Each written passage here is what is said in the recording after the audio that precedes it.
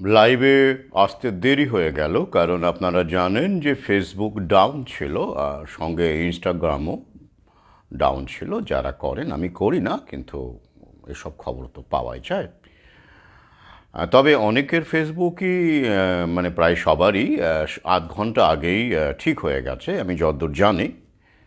কিন্তু আমার ব্যাপারটা তো আলাদা, তো আমার বেলায় একটু সমস্যা হয়, আপনারা জানেন, এবং আমাদের অনেকের বেলাতেই সমস্যাটা বেশি হয়। আর তাই এইমাত্র আমার ফেসবুক আমি অনেক চেষ্টা চরিত্র করে পাসওয়ার্ড ইত্যাদি ইত্যাদি আবার অনেক কিছু করে আমি ফেসবুকে লাইভ হতে পেরেছি আর কি, পারলাম। তো এই দেরি অবশ্যই অনিচ্ছাকৃত।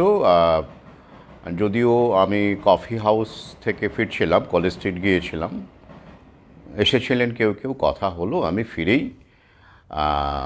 আমি চেষ্টা করছিলাম।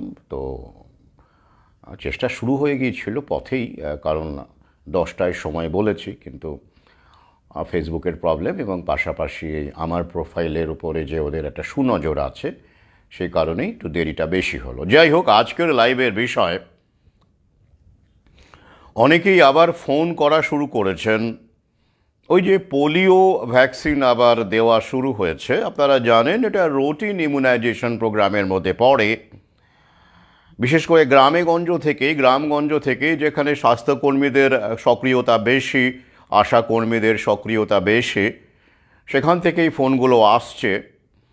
তো সবাইকে আলাদা আলাদা করে এবং সবসময় ফোন ধরা সম্ভবও নয়, কারণ কোনো ঘরোয়া মিটিংয়ে থাকি বা অনেক সময় ফোন বন্ধ থাকে। কখন কার বিপদ হবে, কখন কে সমস্যায় পড়বেন, সেই সময় দেখা গেল আমাকে পাওয়া গেল না, নেটওয়ার্কের প্রবলেম থাকতে পারে, ফোন নাও ঢুকতে পারে, অনেক কিছু ঘটনা ঘটতে পারে। তাই আমি, যারা অনিচ্ছুক, মানে এই পোলিও ভ্যাকসিন বা যে কোনো ভ্যাকসিন নিতে যদি না চান, তো এই মুহূর্তে যেহেতু ফোনগুলো পোলিও ভ্যাকসিন কেন্দ্রিক ফোনগুলো, তাই আমি এই লাইভের মূল আলোচ্য বিষয় পোলিও ভ্যাকসিন কতটা এসেনশিয়াল আপনার ক্ষেত্রে, আপনি ইনফর্ম কনসেন্ট অর্থাৎ জেনে বুঝে আপনি কতটা গ্রহণ করবেন বা করবেন না, এটা বাধ্যতামূলক কি না আদৌ, এই বিভিন্ন বিষয় যেটা আপনাদের মধ্যে প্রশ্ন করেছেন, এবং স্বাস্থ্যকর্মীদের কিভাবে সামলাবেন, সেই বিষয়গুলোই আজকের এই লাইভের মূল আলোচ্য বিষয়। এছাড়াও সমসাময়িক, বুঝতেই পাচ্ছেন আমি লাইভ করি যখন অন্যান্য বিষয়গুলো চলে আসে, তাই লাইভটা দীর্ঘ হয়। আর আমার লাইভের খুব বেশি হাজার হাজার লক্ষ লক্ষ তো ভিউ হয় না, কিন্তু যারা দেখেন তারা মননশীল মানুষ দেখেন, চিন্তাশীল মানুষ দেখেন, আমার সহযোদ্ধারা দেখেন, শোনেন, বোঝার চেষ্টা করেন, প্রশ্ন করেন। তো কিন্তু তার আগে ভিডিওটি অবশ্যই শেষ পর্যন্ত দেখবেন বা শুনবেন, প্রশ্ন হলে করবেন। আমি গুরুত্বপূর্ণ লিঙ্কগুলো দিয়ে দেব, এবং বেশ কিছু বিষয় যেগুলো হোয়াটসঅ্যাপেই দিতে পারবো, সেইগুলো আমি বলে দেব। যারা আগ্রহী তারা হোয়াটসঅ্যাপ থেকে নিয়ে নেবেন। তো এই ডকুমেন্টের ব্যাপার এলেই দেখছি আমাদের মতো অধমদের অনেককে মনে পড়ে। তো আমি কিছু পরিতাপের বিষয় আমি আপনাদের সঙ্গে আগে ভাগ করে নেই, এবং এরকম চলতে থাকলে আগামীতে আমি মানে ওই কি বলবো, আমি তো আর আধ্যাত্মিক মানুষ নই। আধ্যাত্মিক অবশ্যই, ট্রেনে যখন আপনি ওঠেন, চরম আধ্যাত্মিক মানুষও যখন কেউ পা মারিয়ে দেয় লোকাল ট্রেনে, তিনিও কিন্তু একটু যোদ্ধা যোদ্ধা হয়ে যান না? মার দিলে মানুষ তো একটুখানি হয়েই যায়। সবসময় কি আধ্যাত্মিকতা মেনটেন করা যায় বলুন দেখি? যায় না। শিশুপালের ক্ষেত্রে শ্রীকৃষ্ণও পারেননি, তো তিনি তাকে উচিত শিক্ষা দিয়েছিলেন। আমি তো কোনো অধম মানুষ, তাই কিছু ঘটনা আমি আপনাদের সঙ্গে শেয়ার করে নিই। কারণ যেসব বিষয়গুলো ঘটছে আমার সামনে, ফেসবুক এবং ইউটিউব, আমার তথাকথিত কোট আনকোট সহযোদ্ধা, কোট আনকোট ব্যবহার করলাম, তাঁরা যে আচরণগুলো, সবাই নন, অবশ্যই সবাই নন, কেউ কেউ এরকম আচরণ করছেন, তাদেরকে আমার সুবিধাবাদী বলেই মনে হচ্ছে। এবং আমি যদি একবার নিশ্চিত হয়ে যাই যে আপনি সুবিধাবাদী, তাহলে কিন্তু আপনার সঙ্গে কোনো রকম কমিউনিকেশন, কথাবার্তা, দেখা সাক্ষাৎ থেকে শুরু করে ফেসবুক তো বটেই, ফেসবুকে আমি সরাসরি ব্লক করে দেব। কারণ এই লড়াইয়ে আমাকে কঠোর হতেই হবে মানুষের স্বার্থে। কেন বলুন তো? সংক্ষেপে বলি, তারপরে আমি মূল বিষয়ে আসছি। দুটো ঘটনা বলবো, দুটো বিষয় আমি বলবো। অনেক মানুষ যখনই তারা সমস্যায় পড়েন, ব্যক্তিগত সমস্যায় পড়েন, ডকুমেন্টের দরকার হয়, নিজের পরিবারকে, নিজের সন্তানকে, শিশুকে, নবজাতককে বাঁচানোর কথা তার মনে হয়, যেহেতু তিনি আমার ভিডিওগুলো বা দেখেছেন বা ফেসবুক পড়েছেন বলে তার মনে হয়েছে, বেশ ভালো কথা, তখনই তিনি আমার সঙ্গে ফোনে যোগাযোগ করেন। কেউ কেউ মেসেজ করেন, ফোন করতে চান। তো অথচ সেই আজকে এরকম দু তিনটে ঘটনা ঘটেছে যে এলাকাগুলো থেকে আমি ঘুরে এসেছি কিছুদিন আগে, পশ্চিম মেদিনীপুর। সেইখানকার মানুষ ফোন করতে চাইছেন, বেশ ভালো কথা, বেশ জানার কথা, কীভাবে সামলাবেন পোলিও ইত্যাদি ইত্যাদি, একাধিক মানুষ। তো তখন আমি তাকে জিজ্ঞাসা করছি, তাঁদের জিজ্ঞাসা করছি, তো আমি তো আপনাদের এলাকায় ঘুরে এলাম, রীতিমতো ফেসবুকে পোস্ট দিয়েছি, আপনি নাকি ফেসবুকে আছেন বলছেন, আমার ফেসবুক পোস্ট দেখেন বলছেন, ইউটিউব ভিডিও শোনেন বলছেন, ইউটিউবে জানিয়েছি, সর্বতভাবে সেখানে প্রচার অভিযান চলেছে। আমি কলকাতা থেকে বেলদা থেকে পটাশপুর, একটির পর একটি গ্রাম চষে বেড়াতে পারলাম, চায়ের দোকান থেকে শুরু করে বিভিন্ন এলাকা অটো করে, মাইকিং করে ঘুরে বেড়ালাম। ওই এলাকা খড়িকার গ্রাম সংলগ্ন এই এলাকাগুলো, আর আপনি আপনার জেলায় থেকে আপনি আমার সঙ্গে দেখা করতে পারলেন না, এই সভাগুলোতে আসতে পারলেন না। কোনো একটা সভাতে তো আসতেই পারতেন, অথবা তখন ফোন করতে পারতেন, একটু দেখা সাক্ষাৎ করতে পারতেন। কি হলো, করেননি কেন? এখন উত্তরে জানা যাচ্ছে তারা নাকি ব্যস্ত থাকেন, খুব পারিবারিক ব্যাপার ট্যাপার চাপ টাপ থাকে। তো এবার আমি যদি বলি আমার কিসের দায় পড়েছে বলুন তো? আমার কি ব্যস্ততা নেই?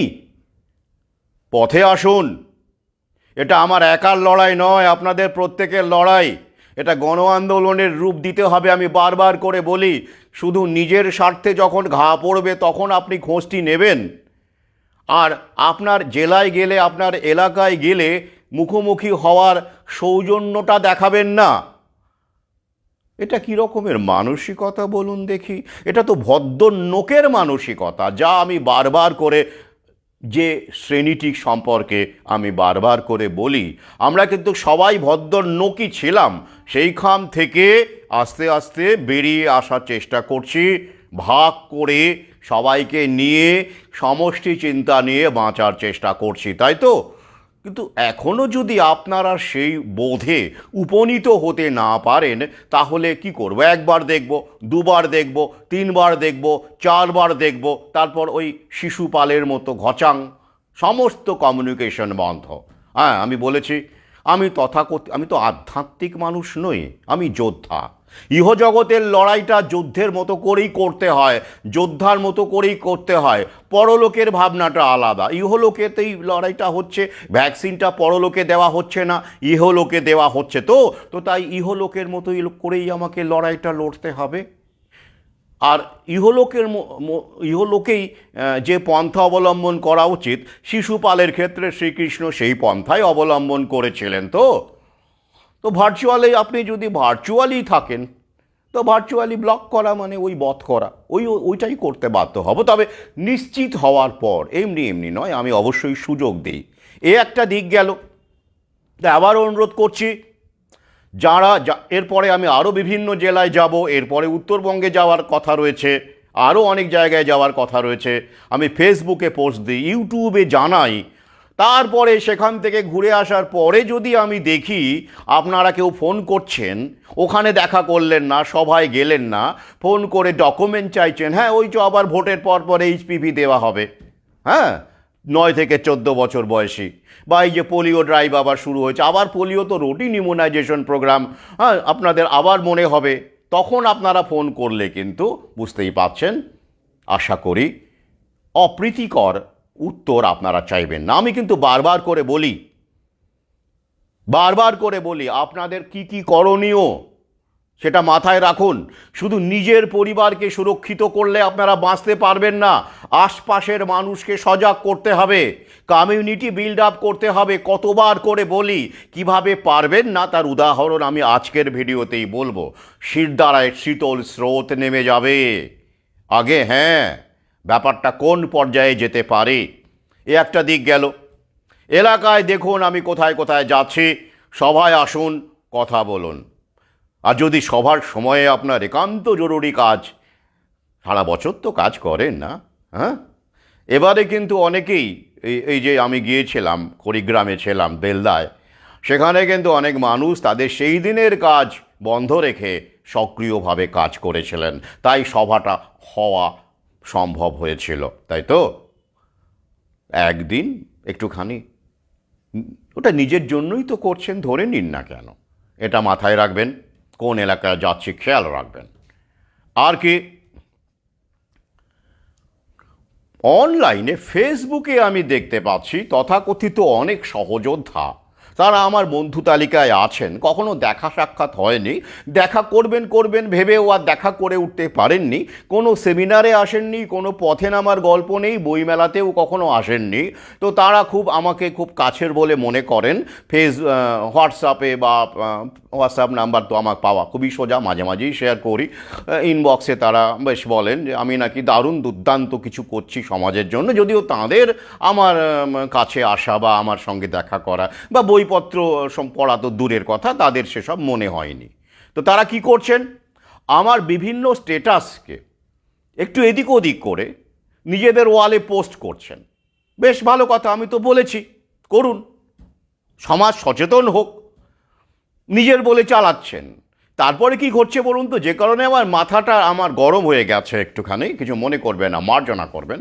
সেখানে স্বাভাবিকভাবে এগুলো তো অন্য রকমের চিন্তাভাবনা, মূল স্রোতের বিরুদ্ধে। সেখানে অনেক মানুষ বিস্তারিত জানতে চাইছেন, বুঝতে চাইছেন ব্যাপারটা কি, হঠাৎ করে এইরকম কথাবার্তা কেন, এই যে ফ্রি হেলথ চেক আপ যেটা বলেছিলাম, সেটা হচ্ছে ফার্মা কোম্পানির ফাঁদ, এরকম বহু পোস্ট, এরকম কেউ কেউ, সবাই নয়, বন্ধু তালিকায় থাকা কেউ কেউ একটু এদিক ওদিক করে পোস্ট করছেন এবং লাইক কমেন্টের জন্য, জনপ্রিয়তার জন্য এটা করছেন। তার ফলে কি হচ্ছে, আমার লিঙ্কটি যারা যেহেতু শেয়ার করছেন না, আমার ফেসবুক শেয়ার করছেন না বা লিঙ্ক দিচ্ছেন না বা মেনশন করছেন না, তাহলে কি হচ্ছে, বিস্তারিত যে জানা, দু লাইনে তো ব্যাপারটা, গল্পটা শেষ হওয়ার নয়। অনেকের মধ্যেই তো প্রশ্ন জাগবে যে ব্যাপারটা কি, হঠাৎ করে এরকম কথা, পেছনে কি আছে। তাহলে তাদের আমার লাইভটা শুনতে হবে, আমার ইউটিউবটা জানতে হবে, তাই তো? তবে তাদের এই দু লাইন বা তিন লাইনের ব্যাপারটার ব্যাখ্যা তারা পাবেন এবং স্যাটিসফ্যাক্টরি উত্তর পাবেন, নইলে তো একটা ধন্দে থেকে যাবে, তাই তো? কিন্তু তারা সেটা করছেন না, করছেন না। অথচ আমি যখন তাদের পরিষ্কারভাবে স্ক্রিনশট দিয়ে, আমি দু একজন, চার পাঁচ জনের ক্ষেত্রে এরকম ঘটেছে সাম্প্রতিককালে, আমি যেহেতু এখন বাড়িতেই আছি, একটু সময় পাচ্ছি, আমি একটু দেখে দিচ্ছি। আমি ফেসবুক প্রোফাইল ইতিমধ্যেই মার্জিত করছি, অনেককেই বাদ দিয়ে দিয়েছি এইসব কারণে, বা যারা নিষ্ক্রিয় রয়েছেন। তো তখন তাদের বললাম, আচ্ছা এই যে ব্যাপারটা, এটা কেন করছেন? আমার শেয়ার করলে বা অন্তত কপি পেস্ট করলে বা আমার নামটি মেনশন করলে তারা বিস্তারিতভাবে ইউটিউবটা পেয়ে যাবে, ফেসবুক প্রোফাইলটা পেয়ে যাবে, তারা জানতে পারবে, কারণ এসব বিষয়ে আমি নিয়মিত লাইভ করে চলেছি। এবার সে বলছেন, না স্যার ভুল বুঝছেন, আমি আপনার লিঙ্ক সব জায়গায় ছড়িয়ে দিই, আপনার ফেসবুক লিঙ্ক, আপনার ইউটিউব লিঙ্ক সর্বত্র ছড়িয়ে দিই। বেশ ভালো কথা, হতে পারে আমি ভুল করছি, বেশ। এবার তাদের প্রোফাইলে যাচ্ছি আমি, প্রোফাইলে গিয়ে 1 মাস 2 মাস 3 মাস 4 মাস, বললাম না একটু সময় নিয়ে দেখছি, কারণ কাউকে বাদ দেওয়ার আগে তো আমাকে নিশ্চিত হতে হবে তিনি কী রকম, তাই নয় কি? 3 মাস 4 মাস দেখছি, নিচে আমার কোনো উল্লেখই নেই, ইউটিউব শেয়ার দূরের কথা, ফেসবুক শেয়ার দূরের কথা, কিচ্ছু নেই। শুধু আমার বিভিন্ন পোস্টগুলোকে, লেখাগুলোকে এদিক ওদিক করে তারা প্রোফাইলে নিজের বলে চালাচ্ছেন। তো এরা আবার আমার সহযোদ্ধা, কি করবে বলুন? এরা তো মানুষকে কি করছেন, এই যে পোস্টগুলো, তার সঙ্গে যদি আমার নয়, শুধু এখন বাংলাতে আমার মনে হয় এইভাবে ডিটেলে লাইভের পর লাইভ, গ্রামেগঞ্জে ঘোরাঘুরি, এই অভিজ্ঞতাগুলো তো আমার মনে হয় না আর কারো আছে, থাকলে থাকতে পারে, আমার জানা নেই। তো এটা খুব স্বাভাবিক, বাস্তব, এটা অহংকারও নয়, একটা স্টেটমেন্ট হিসেবে বললাম। তাহলে এই যে মানুষগুলোকে তারা জানাচ্ছেন না, বাহবা নেওয়ার জন্য পোস্ট এদিক ওদিক করে, শুধু ওই যে একটু বিতর্কিত হলে মানুষের একটু রিচ বাড়ে, লোকে প্রশ্ন করে, তো এই পর্যন্তই থেমে যাচ্ছে। তো তারা তো সদুত্তর পাচ্ছেন না। তাঁরা যদি আমার প্রোফাইলের লিঙ্কটি পেতেন বা ইউটিউবের লিঙ্কটি পেতেন, তাহলে এ কারণেই দেখবেন কেউ নেই, কেউ করে না, দু একজন ছাড়া। আমার তথাকথিত পাশে থাকার লোকজন বহু, দেখবেন বহু লোক আছে বলে কমেন্টে, কিন্তু এই শেয়ার করা, ইউটিউব লিঙ্ক শেয়ার করা বলুন, ফেসবুক লিঙ্ক শেয়ার করা বলুন, বা ফেসবুক শেয়ার করা বলুন, দেখবেন কতজন করে, কতিপয় করে। বাকিরা কি করে? এইটা করে। যারা বই পড়েন তাদের কথা বলছি না, তারা ফেসবুকে থাকেন না, কম থাকেন, তারা বইপত্র পড়েন, তারাও এই লড়াইয়ে ভালো অবদান তাদের, কারণ তারা বই সংগ্রহ করছেন, এটা বড় রকম অবদান বলে আমি মনে করি। কিন্তু বাকিরা কি করেন? তারা বইয়েও নেই, তারা শুধু ফেসবুকে আছেন এবং এই কাজগুলো করছেন। আমি যারা সাহিত্য ভালোবাসেন আছেন পুরনো, তাদেরকে আমি বলছি না, তারা অবশ্যই তারা, কিন্তু যারা আমার সহযোদ্ধা বলে নিজেদের পরিচয় দিচ্ছেন, যারা সাহিত্য ভালোবাসেন, যারা এই ব্যাপারগুলো নিয়ে তাদের অত আগ্রহ নেই, সব রকমের মানুষ নিয়েই তো আমাদের চলতে হয়, তারা আমার শত্রু নন, তারা থাকুন। কিন্তু তারা তো নিজেদের সহযোদ্ধা বলে দাবি করছেন না। কিন্তু যারা আমাকে সহযোদ্ধা বলে দাবি করছেন, তারা যদি এই ব্যাপারটা না ছড়ান, শুধুমাত্র এই লাইক, কমেন্ট, টিআরপি এসবের জন্য নিজেদের প্রোফাইলটিকে মানুষের কাছে আরও বেশি করে এরমভাবে তুলে ধরতে চান, এবং আমাকে বলেন, স্যার আপনার এত এত পোস্ট করি, অমুক তমুক লিঙ্ক, কোথায় ওয়ালে, কোথায়? কিচ্ছু নেই তো, 2-4 মাস 5 মাস ধরে দেখছি এরকম। আমি আবার বলছি, এতদিন আমি কিন্তু চুপচাপ ছিলাম, কারণ আমি গ্রামে গঞ্জে গিয়ে দেখছি আর জানছি, বারবার করে বলছেন, স্যার আগে এলেন না কেন? অনেক মানুষ বলছেন। এই দায় কিন্তু আপনাদেরও এই দায়। কাদের? যারা এগুলো ছড়াচ্ছেন না, চুপচাপ আছেন, কোনো কিছুতেই তারা নেই, তারা সহযোদ্ধা বলে দাবি করেন, আর ওই ভার্চুয়ালি ক্রেডিট নেন, একটু লাইক কমেন্ট পান, একটু তৃপ্তিতে ভোগেন। এটা তো অ্যাডিকশন, এটা স্মার্টফোন অ্যাডিকশন, এটা লড়াই নয়। বারবার করে বলছি, এটা লড়াই নয়। আর একটা প্রবণতা আমি দেখছি, আমি নাম উল্লেখ করছি না, খুব খারাপ লেগেছে। নাম দিয়ে কি আসে? এটা তো টাইপ। আমি যখন গ্রামে গঞ্জে যাচ্ছি, আমি দেখতে পাচ্ছি অনেক মানুষ যারা জানেন আমার এই ব্যাপারটা, তারা নেননি, তাদের পরিবারকেও নিতে দেননি, ডোজ নিতে দেননি, সচেতন, তারা আমার প্রোফাইলে আছেন, ঠিক আছে, কিন্তু তারা তার ঘনিষ্ঠ বন্ধুকে কিছু জানাননি।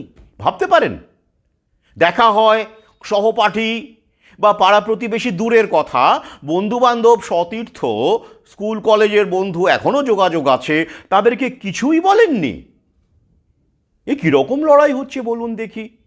তারপর যখন তাদের সঙ্গে দেখা হচ্ছে কোনোভাবে, বা তার সঙ্গে সঙ্গে তো আসছেই তারা, কারণ তাদের সঙ্গে তো আড্ডা হয়, দেখা হয় প্রায়, তো তারা অবাক হয়ে বলছি যে, স্যার মানে আমাকে তো স্যার সবাই বলে, যেহেতু ওরাও বলছে, তো আমাকে তো কিছু বলেনি।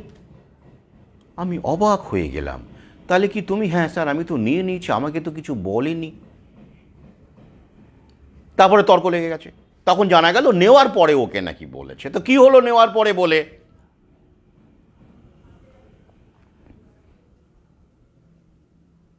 কি হলো? এটা কি বলুন তো? আমি শুধু নিজে বাঁচব? হতে পারেন আপনি ভালো বক্তা নন, সুবক্তা নন, আপনি মনে করেন, হ্যাঁ, তাদের উত্তরে তারা বলছে কি না, আমাকে পাগল বলবে, কেউ বিশ্বাস করবে না, মানে ওই যে বিচ্ছিন্ন হয়ে যাওয়া, মুক্তমুখ, মানে এগুলি ওকে ভালো বলবে না, পাছে ওই যে কামিনী রায়ের কথা, পাছে লোকে কিছু বলে, পাছে লোকে কিছু বলে। আরে এইটা যদি আমি ভাবতাম, তাহলে আমিও তো চুপচাপ জেনে বুঝে আমার কয়েকজন পরিচিত বন্ধু বান্ধবকে বলে, এটা ভালো নয়, তাদেরকে তথ্য দিলাম, দিয়ে আমার কি দরকার ছিল এসব ঝামেলা কাঁধে নেওয়ার? বলুন তো দেখি, ফেসবুক লাইভ করা, গ্রামে গঞ্জে ছোটা, কয়েকজনকে জানাতাম, নিত না, মিটে গেল। তাহলে আবার অনুরোধ করছে, আপনি সুবক্তা নাও হতে পারেন, কিন্তু এই শাইনেসটা, এই লজ্জাটা জয় করুন, নইলে আগামীতে কিন্তু মহা বিপদ। এবারে বাঁচতে পেরেছেন মনে করছেন, আগামীতে কিন্তু পারবেন না। আমি বারবার করে বলছি, সোশ্যালাইজ করুন, মানুষের সঙ্গে মিশুন, বন্ধুবান্ধব পাড়া প্রতিবেশীকে সজাগ করুন। তারা হাসতে পারে, প্রথমে হাসবে, দ্বিতীয়বার হাসবে, তৃতীয়বার হাসবে, হাসুক না, কি হয়েছে তাতে, হাসুক। ইগোকে বিসর্জন দিন। লড়াইয়ে মানুষের ভালো করতে গেলে, শুধু তাই নয়, নিজের ভালো করতে গেলে আপনার আশপাশের মানুষ যদি আপনার সঙ্গে না থাকে, আপনি নিজের ভালোটা করতে পারবেন না, গ্যারান্টি দিচ্ছি। আমি উদাহরণ দেব আজকে। তো যাই হোক, খুব অভিমান থেকে কথাগুলো বললাম, যন্ত্রণা থেকে কথাগুলো বললাম। কষ্ট হয় জানেন তো, এতটা দূর থেকে যাই, অথচ কাছাকাছি মানুষগুলো আসে না। দরকার পড়লে ফোন করে, মেসেজ করে, কষ্ট হয়। একটু ভাবুন না, নিজের জন্য ভাবুন। কেন ভাববেন আজকের ভিডিওতে বলছি, মন দিয়ে শুনবেন। এবার প্রসঙ্গে চলে আসে। রুটিন ইমিউনাইজেশন প্রোগ্রাম হিসেবে পোলিও ভ্যাকসিন দেওয়া শুরু হয়েছে সর্বত্রই, আপনারা জানেন। এটা অনেকবার দেওয়া হয়, বহুবার, একটা 5 বছর পর্যন্ত তো বটেই দিতে হয়, বেশ ভালো কথা। তো প্রথমে বলি, যেহেতু এই ব্যাপারে আমার, পোলিওর ব্যাপারে আমার লাইভ আগে ছিল, কিন্তু আগের চ্যানেলে ছিল, সেটা তো উড়ে গেছে, চ্যানেল ডিলিট হয়ে গেছে, তাই একটু জ্ঞান সংক্ষেপে দেওয়া দরকার বলে আমি মনে করছি। তারপরে আসবো ভ্যাকসিন বাধ্যতামূলক কিনা, তারপরে আসবো কীভাবে সামলাবেন, তাই তো, এই এই এই মূল বিষয়, তারপরে অন্য বিষয়ে আসবো। প্রথমে বলি যে পোলিও রোগটি কিন্তু সাম্প্রতিককালের নয়, বহু যুগ ধরে আছে। একটা আমরা পুরনো ডকুমেন্টেও এটা পাই, বেশ ভালো কথা। তো এই রোগটির প্রথম ল্যান্ডস্টেইনার সম্ভবত, হ্যাঁ, তিনি এটাকে প্রথম আবিষ্কার করেন, বলা হচ্ছে অষ্টাদশ শতাব্দীর শেষ দিকে। এবং এটির ভ্যাকসিন জোনাস সাল্ক 1961 খ্রিস্টাব্দে, প্রায় 50 বছরের একটা, তার আগেও অনেকে চেষ্টা করেছেন, একটা দীর্ঘ সময় ধরে গবেষণা করে তিনি এই পোলিও ভ্যাকসিন, যেটা হয় প্রথমে, সেটা কি ছিল, ওপিভি, ওরাল পোলিও ভ্যাকসিন, তিনি আবিষ্কার করেন 1961 সালে, সম্ভব, হ্যাঁ, ওরকম সময়ে। এবং এটা দেওয়া শুরু হয় আমেরিকাতে 1963 সালে, এবং 1963 থেকে 2000 সাল পর্যন্ত এটি দেওয়া হয়েছে আমেরিকায় এবং অন্যান্য দেশে। এবার আমেরিকার কথাটা আমি কেন বলছি, কারণ আমেরিকায় 2000 সাল থেকে এই ওপিভি নিষিদ্ধ হয়েছে, ব্যান্ড হয়েছে। কেন হয়েছে আসবো এক এক করে। আমি প্রথমে সংক্ষেপে ব্যাপারটা আপনাদের সামনে রাখছি। তো আমাদের দেশেও কিন্তু ওপিভি দেওয়া হচ্ছে এখনও। আমি বিস্মিত হয়ে যাচ্ছি, যেখানে হু এর গাইডলাইন পর্যন্ত আছে। হুকে দেখায় ওরা কথায় কথায়, WHO, ওয়ার্ল্ড হেলথ অর্গানাইজেশন। আমি এই লাইভের শেষে হু এর যে নির্দেশিকা, যে লিঙ্ক, হু কি বলছে সেটাও দিয়ে দেব। তথাকথিত যারা ভ্যাকসিনের সমর্থক আছেন তারাও দেখে নেবেন। তো আমরা একটু দেখে নিই। এই পোলিও ভাইরাস মূলত 3টে টাইপের আছে। তো এই পোলিও ভাইরাস, যেটা আমরা বললাম যে 1963 থেকে আমাদের ইউএসএতে দেওয়া হয় এবং আস্তে আস্তে সমগ্র দেশে দেওয়া হতে শুরু করে, আমাদের দেশেও হয়। তো এই ব্যাপারটা কীরকম রোগ, কতটা ভয়ঙ্কর রোগ, আগে আমরা এটা বোঝার চেষ্টা করি, তাই তো। হ্যাঁ বিশ্বজিৎ, এটাই তো আমার প্রশ্ন, তাই না? আমার লাইভ আমি দেখেছি অন্তত 1000, কখনো 1500, আগে তো আরও বেশি, তখন লকডাউনের সময় আরও বেশি লোক দেখতেন, 5000, 6000, হ্যাঁ, দেখতেন। ইউটিউবেও অনেক দেখতেন, ঠিক আছে, এখন কমে গেছে কারণ মানুষ ব্যস্ত, লকডাউনটা নেই এখন। তাও এখন তো 1500 মানুষ দেখেন, তো শেয়ার করেন। তো এখানে কি আমি আমার বইয়ের বিজ্ঞাপনটা দিচ্ছি? না। আমার বইয়ের নাম এখনও কি করেছি? আর তাতে করে যদি বইয়ের নাম আমি রেফারেন্স হিসেবে দিই, দিতেই পারি কথা প্রসঙ্গে। তাতে করে যদি সেটা ছড়ায়, তাতেও করেও আপনি যদি মানুষের মঙ্গল চান, সহযোদ্ধা হন, তাতেও আপনার অ্যালার্জি নাকি, আপত্তি না? হুম, কি মানসিকতা আমাদের! আহ, তো যাই হোক, কি আর বলবো, উপায় নেই।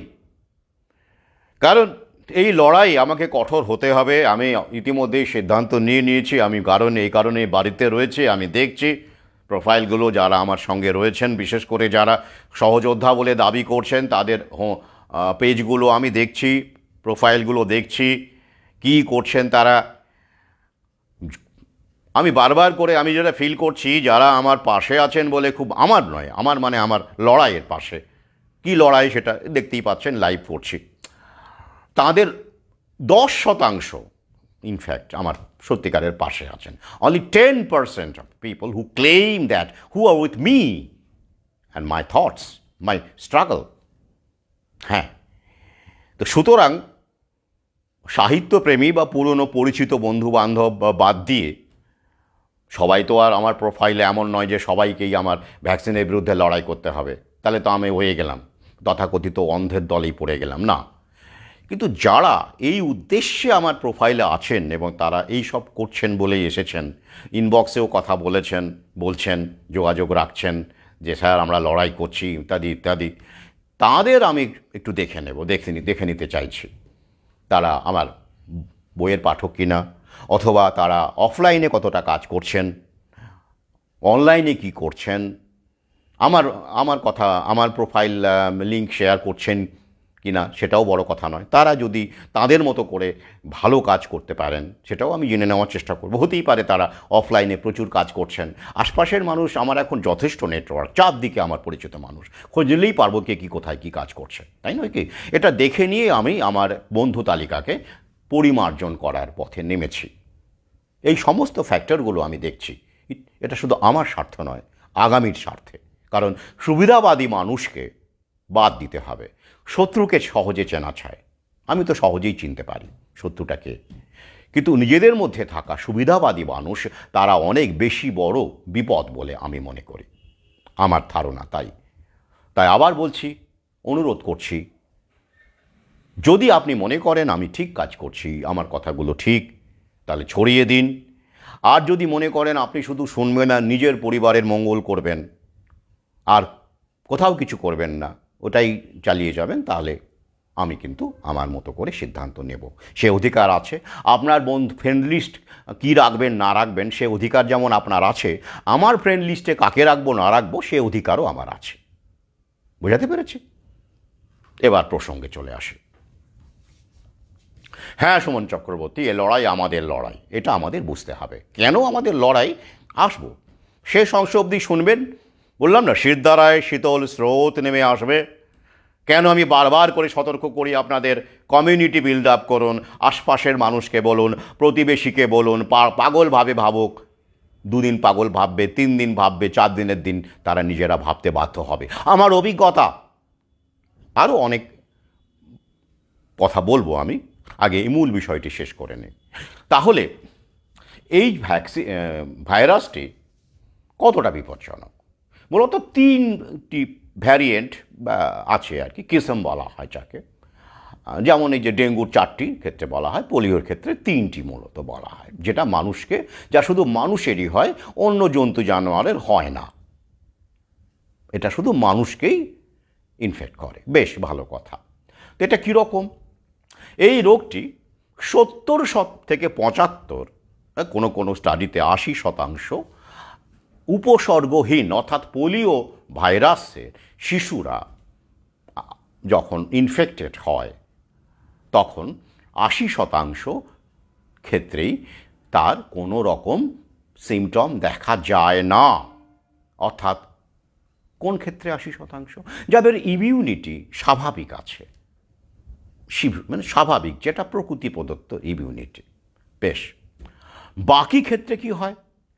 বাকি ওই 98 মানে আরও 18% ধরুন, মানে ওই 70 থেকে ওই 80 ধরেছি উপসর্গহীন, 80 থেকে ধরুন আরও 18 মানে এরকম, বাকি 18% মানে মানে আমি 18 যোগ করে নিলাম, তাহলে 80% ক্ষেত্রে উপসর্গহীন, কিছুই বোঝা যায় না, যার হয় টের পায় না, আশপাশের মানুষেরও তারাও টের পায় না। এটা তথ্য আমি দিয়ে দেব, এটা একেবারে সিডিসি থেকে শুরু করে হু থেকে শুরু করে ওদেরই তথ্য, আপনারা দেখবেন, বেশ দিয়ে দেব।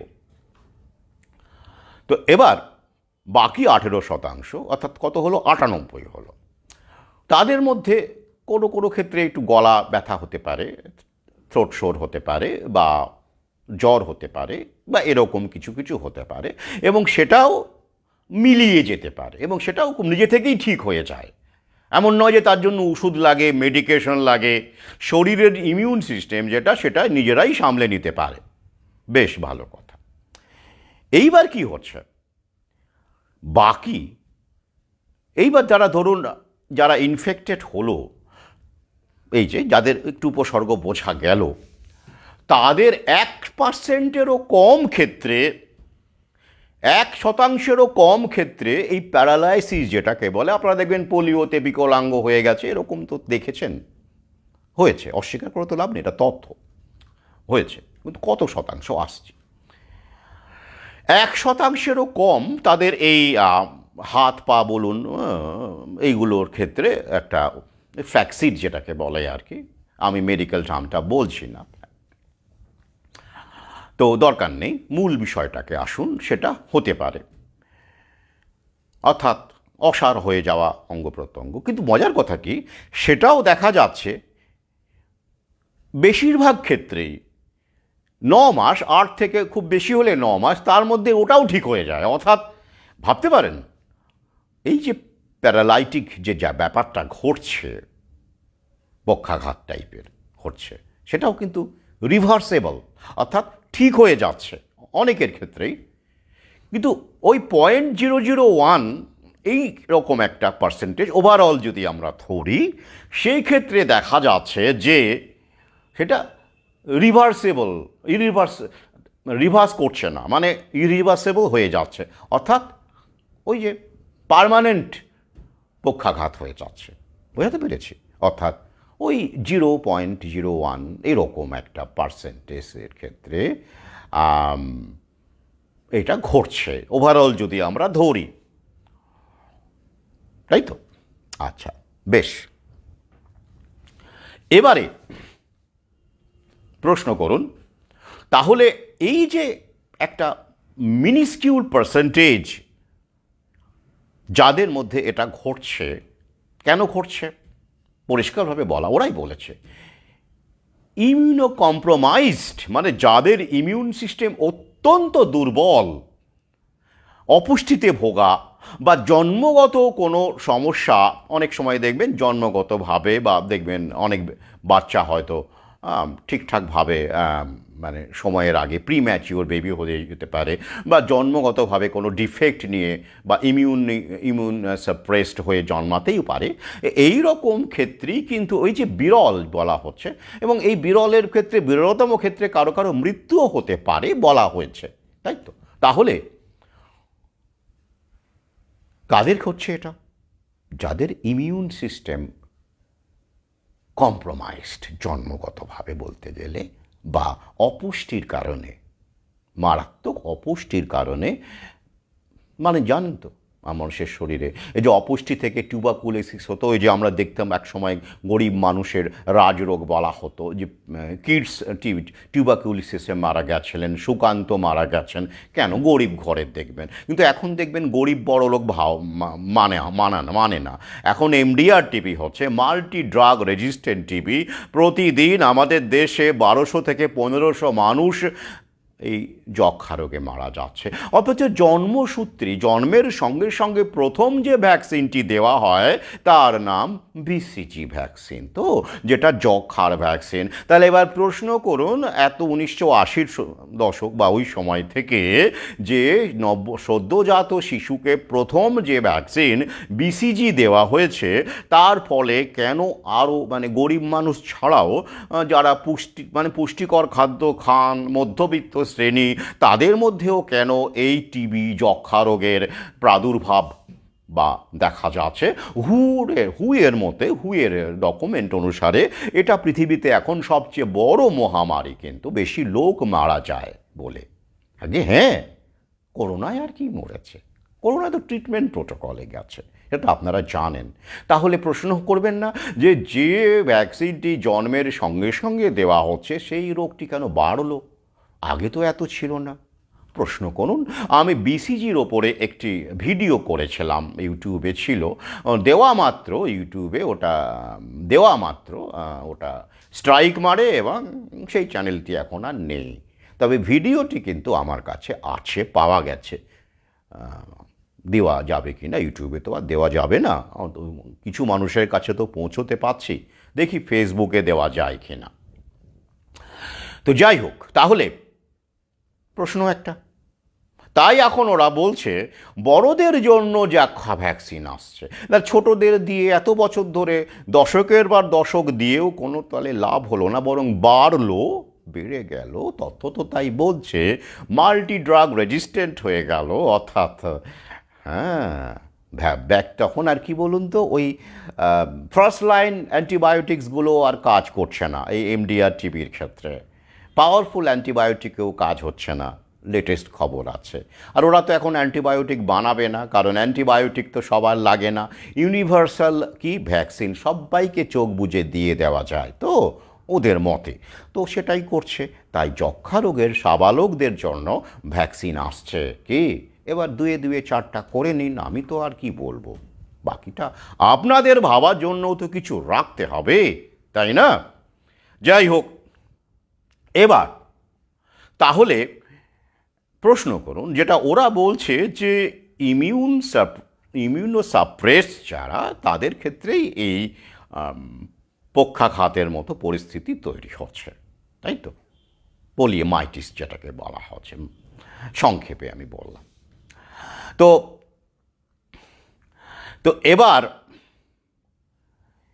যেটা প্রশ্ন, তাহলে কেন এই ভ্যাকসিনের কাঁড়ি ভ্যাকসিন না দিয়ে পৃথিবীর অপুষ্টিতে ভোগা শিশুদের বাবা মাদের একটু ভালো খাবার দাবারের ব্যবস্থা করা যাচ্ছে না বলুন দেখি?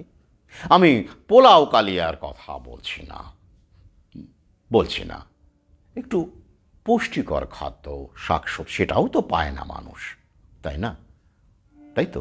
তাহলে যে রোগগুলোকে, যেটা পরিষ্কার বলছে যে ইমিউন সিস্টেম কম্প্রোমাইজড হলে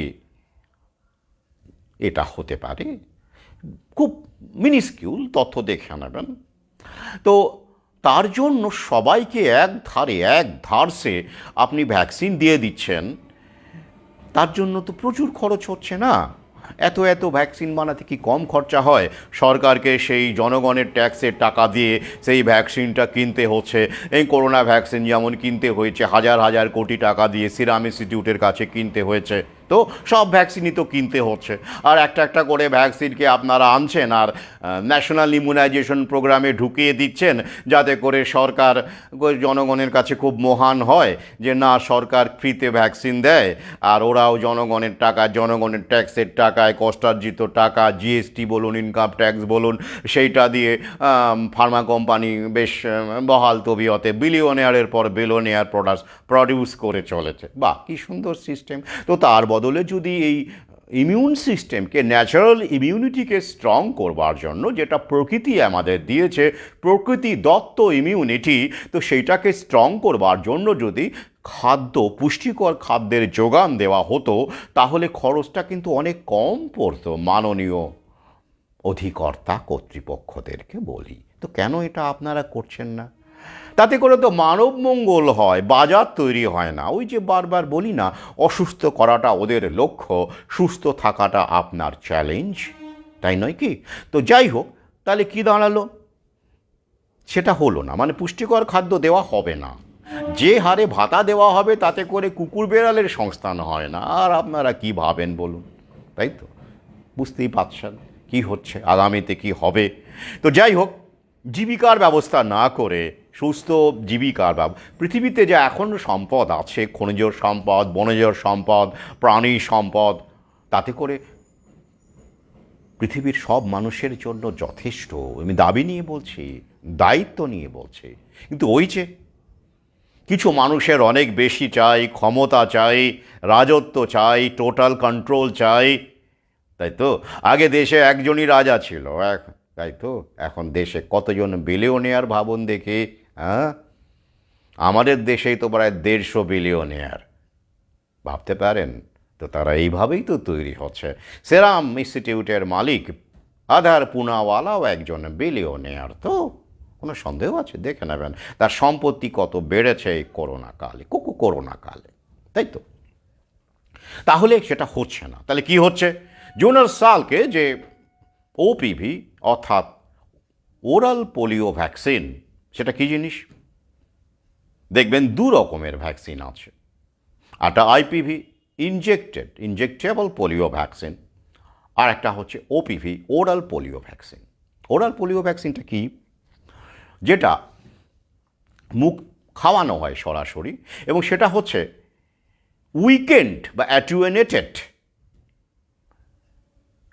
পোলিও ভাইরাস, সরাসরি, অর্থাৎ পোলিও ভাইরাসই আপনাকে আপনার শরীরে ঢুকিয়ে দেওয়া হচ্ছে একটা মেডিকেশনের মাধ্যমে, আপনাকে খাওয়ানো হচ্ছে। দুর্বল ফর্মে, অ্যাটিনিউয়েটেড বা উইকেন্ড ফর্মে আপনার শিশুর মধ্যে ঢুকিয়ে দেওয়া হচ্ছে। বেশ ভালো কথা। আর ইনজেক্টেবল কি?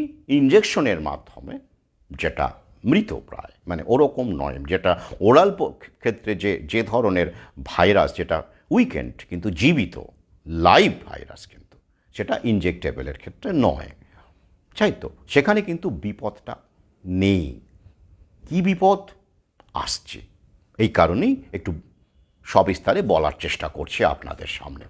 তো বেশ, তো এই পোলিও ভাইরাস, যাদের পোলিও হয়, ধরুন উপসর্গহীন হলে তো কোনো বিষয় নেই, যদিও ওরা বলছে উপসর্গহীন শিশুও নাকি পোলিও ছড়াতে পারে। তো কীভাবে ছড়াতে পারে সেটা অবশ্য ওই যে করোনার মতো উপসর্গ নেই তবুও নাকি ছড়াতে পারে, সেটা নাকি কীভাবে ছড়ায় একটু দেখে নিই। বিষ্ঠার মাধ্যমে, অর্থাৎ পায়খানা এবং ওরাল রুট। ফেশিয়াল রুট একটা ওরাল রুট, ফেকাল মানে পায়খানার মাধ্যমে একটা মুখে, কী রকম ধরুন কেউ যদি চুমু খায় বাচ্চাকে, বা দুটো বাচ্চা যদি পরস্পরের সঙ্গে ওরাল কমিউনিকেশন করে, তাই তো, বা স্যালিভা, তো সেইখান থেকে ছড়াতে পারে। আর কিভাবে? কেউ হয়তো পায়খানা করলো, তার পোলিও রয়েছে, সেই পায়খানাতে মানে বিষ্ঠাতে, স্টুলে সেটা থাকে, এবং কেউ হয়তো সেটা মারালো, দেখবেন পায়ের তলায় তো পোর্স থাকে আমাদের, ক্ষুদ্র ক্ষুদ্র, দেখবেন মানে সেখান দিয়ে প্রবেশ করে শরীরে, তাই তো? এটা পদ্ধতি বলা হচ্ছে, অর্থাৎ ওরাল রুট একটা, আর একটা এই বিষ্ঠাগত রুট, ঠিক আছে, স্টুল। শুধু তাই নয়, এই যে বিষ্ঠা যদি জলে টলে ভাসে টাসে, জলবাহিত জলে যদি মিশে যায়, সেই জল পান করলেও নাকি হতে পারে, মানে ওরাই তাই বলছে, তথ্য তাই বলছে, জল পান করলে হতে পারে। তাহলে এই 3টে মূলত পদ্ধতি। আচ্ছা, আর কত শতাংশের ক্ষেত্রে হয় আমি তো আগেই বলেছি, তথ্য দেখে নেবেন। আচ্ছা, এবারে যেটা আসছে বলছি, ওরা 1963 থেকে আমেরিকায়, তারপরে ক্রমে ক্রমে গোটা বিশ্বে দেওয়া শুরু করলো ওপিভি। বেশ, এখন বর্তমানে বলা হচ্ছে যে সেই সময় যখন 1988 সালেও নাকি সমগ্র বিশ্বে 3,50,000 বা এরকম আরও বেশি হতে পারে, আমার তো মোটামুটি আমি সংখ্যাটা জাস্ট আপনাদের সামনে রাখছি, পোলিও কেস নাকি দেখা গিয়েছিল, মানে এরকম ইনফেক্টেড বিভিন্ন স্তরের ইনফেক্টেড মানুষ বা শিশু দেখা গিয়েছিল, যেটা নাকি 2022 কমতে কমতে কমতে কমতে নাকি মাত্র গোটা বিশ্বে 30-40 জন বা বিশেষ কিছু এলাকায় নাকি ঘটেছে। এবং দাবি করা হচ্ছে যে এটা এই পোলিও ভ্যাকসিন দেওয়ার কারণেই এই পোলিও রোগটিকে নির্মূল করা গেছে। যেমন আমেরিকায় পোলিও হয় না, ইউরোপের অনেক দেশেই হয় না, হ্যাঁ, তৃতীয় বিশ্বের দেশগুলো থেকেই, বহু দেশ থেকে পোলিও মুক্ত হয়ে গেছে। তো মুক্ত হয়ে যাওয়ার পরেও কিন্তু পোলিও ভ্যাকসিন দেওয়া চলছে, এটা কিন্তু বন্ধ হয়নি, জানেন তো? আমেরিকাও মুক্ত, তবু কিন্তু দেওয়া হচ্ছে। ওখানে আইপিভি দেওয়া হচ্ছে, যেটা ইঞ্জেকশনের মাধ্যমে দেওয়া হয়, কিন্তু বন্ধ হয়নি। আমাদের এখনও দেখবেন ওপিভিটাই চলছে। আমি তো গ্রামেগঞ্জ থেকে যা ফোন আসছে সেটাই জানা যাচ্ছে, ঠিক আছে। তো কিন্তু বন্ধ হয়নি, মানে যেসব জায়গায় নির্মূল হয়েছে বলা হচ্ছে সেখানেও কিন্তু চলছে। কেন চলছে? ওরা বলছে যদি আবার হয়, প্রোটেকশনের জন্য, মানুষের ভালোর জন্য, জনগণের মঙ্গলের জন্য তারা এটা করে চলেছেন। অবশ্যই সে অধিকার তাদের আছে, জনগণের মঙ্গল করবে। ফার্মা কোম্পানি যদি জনগণের মঙ্গল করতে চায় তো তারা অবশ্যই করবেন, অধিকার তো সবারই আছে, তাই না? জনগণের ভালো করা। কেন আপনি বাধা দিতে পারেন? পারেন না। আমিও পারি না, আপনিও পারেন না। বেশ, তো এবার যেটা প্রশ্ন, যে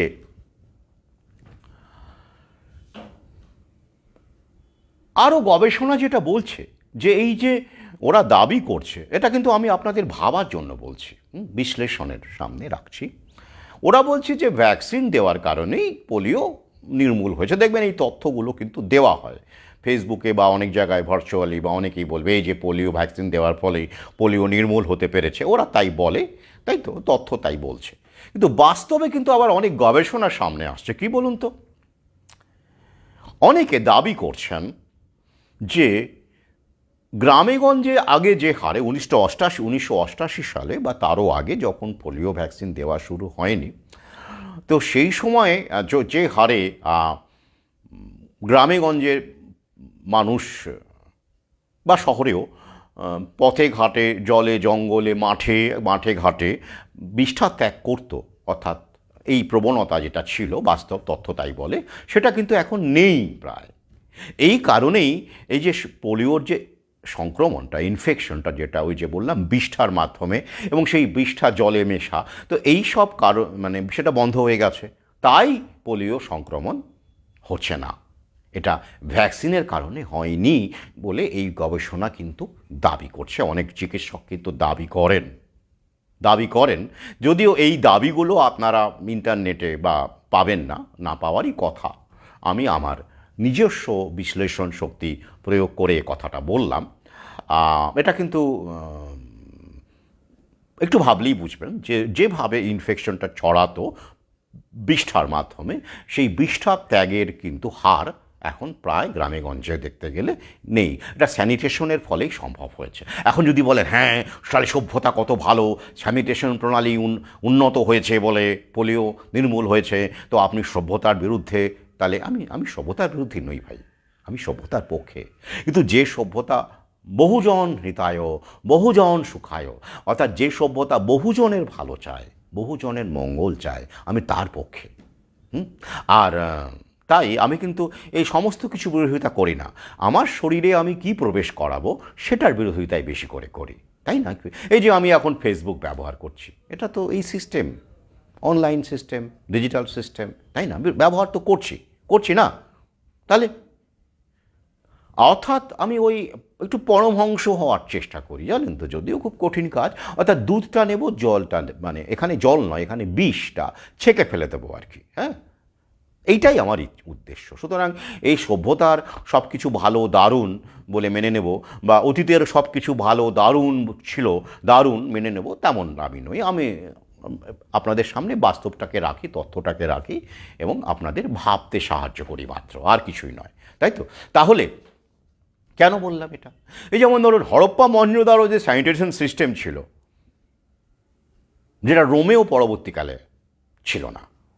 হ্যাঁ, রোম সাম্রাজ্যেও কিন্তু এই পয়ঃপ্রণালী ব্যবস্থার অসাধারণ উন্নতি করা হয়েছিল, অসাধারণ উন্নতি রোম সাম্রাজ্যে, তাই তো?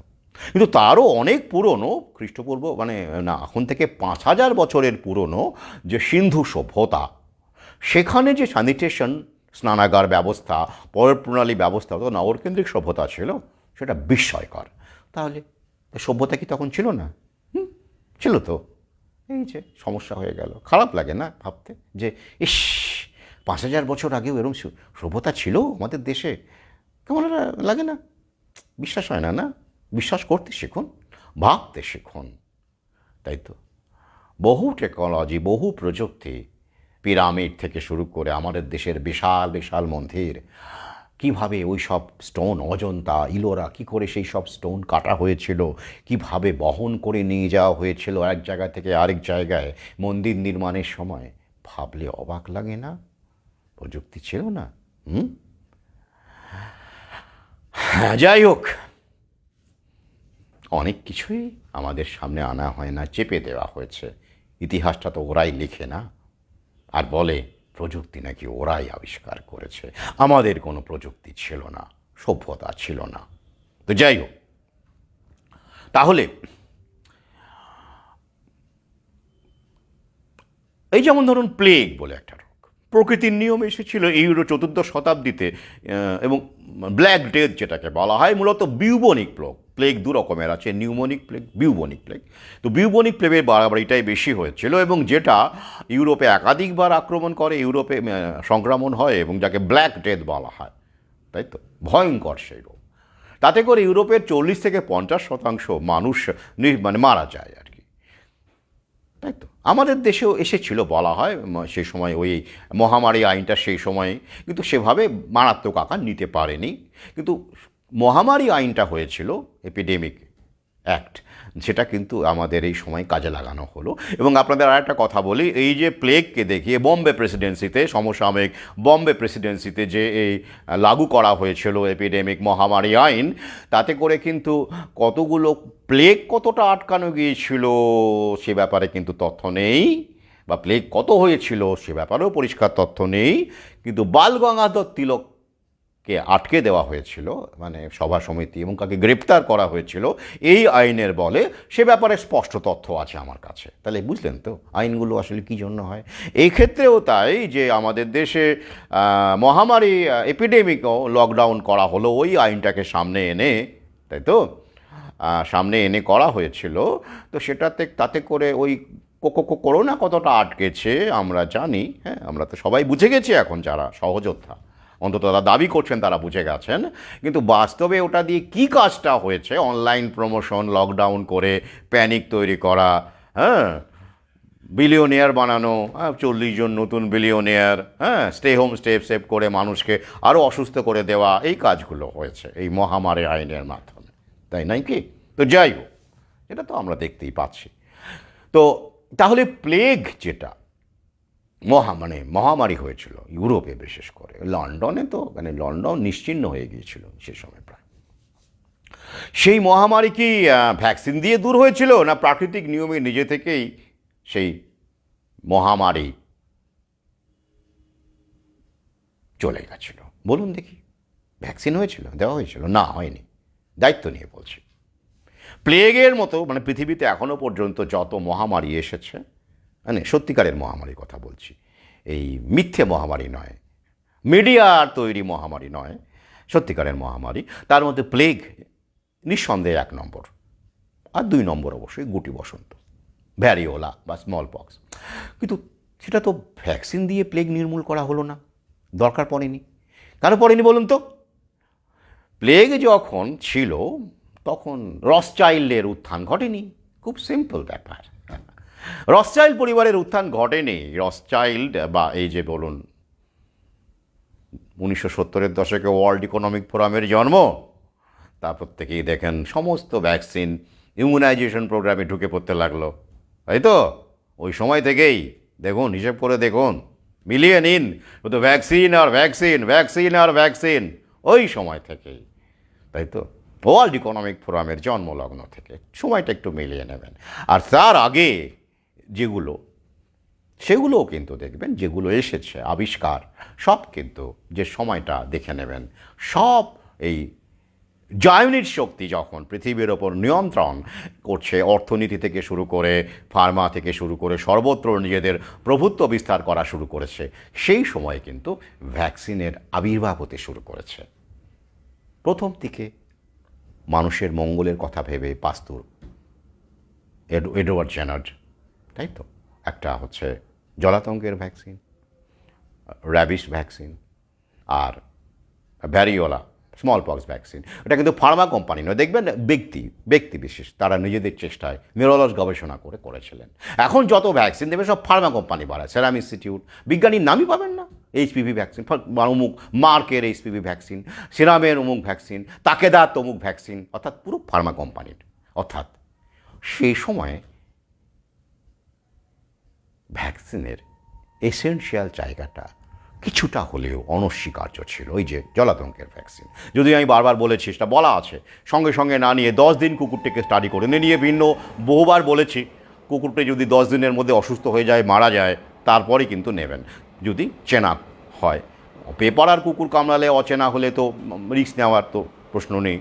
কিন্তু সম্ভব হলে যে কুকুরটি আপনাকে কামড়েছে তাকে একটু স্টাডি করুন, 10 দিন দেখুন সে অসুস্থ হচ্ছে কিংবা মরে যাচ্ছে, তবে আপনি গ্রহণ করবেন। কিন্তু সেটা প্রয়োজন আছে, কারণ জলাতঙ্ক একটা রিয়ালিটি, তাতে মানুষ মরে যায়, এটা সত্যি তাই। ফেটালিটি রেট সবচেয়ে বেশি এখনও পর্যন্ত র্যাবিস ভাইরাসের। যদিও আমাজনিয়া এলাকায় এটা বাদুড়ের মাধ্যমে, বাদুড় কামড়ায় ওখানে, সেটা ভাইরাস, ওই র্যাবিস ভাইরাসটা ক্যারি করে, করতে করতে ওই এলাকার বেশ অনেক সম্প্রদায়ের মানুষের মধ্যে কিন্তু র্যাবিসেরও অ্যান্টিবডি তৈরি হয়ে গেছে। হ্যাঁ, এটাকে বলে হার্ড ইমিউনিটি বলতে পারেন। এটা নিয়ে আমার লেখাপত্র আছে, 2য় খণ্ডে রয়েছে, আরও বইপত্রে, যাই হোক, আবার অমৃত সুপুত্র 2য় খণ্ডে রয়েছে। তো এই যে বিষয়গুলো, কিন্তু প্রশ্ন হচ্ছে যে প্রকৃতি কিন্তু সমস্ত কিছুর নিরাময় প্রকৃতির মধ্যেই রেখেছে। আমরা কিছু হারিয়ে ফেলেছি, কিছু এখনও আছে, সেগুলোকেও হারিয়ে ফেলার, নিশ্চিহ্ন করার চেষ্টা করছে। যেমন অ্যান্টিভেনম, এটা নিয়ে আমি আগে আলোচনা করেছি। অ্যান্টিভেনম কিন্তু প্রকৃতিতেই তো সাপের বিষের বিরুদ্ধে লড়াই করার হার্ব আছে, জড়িবুটি আছে, লতাপাতা আছে, আগেই বলেছি, বহুবার বলেছি, কিন্তু লাইভ দীর্ঘ হয়ে যাবে।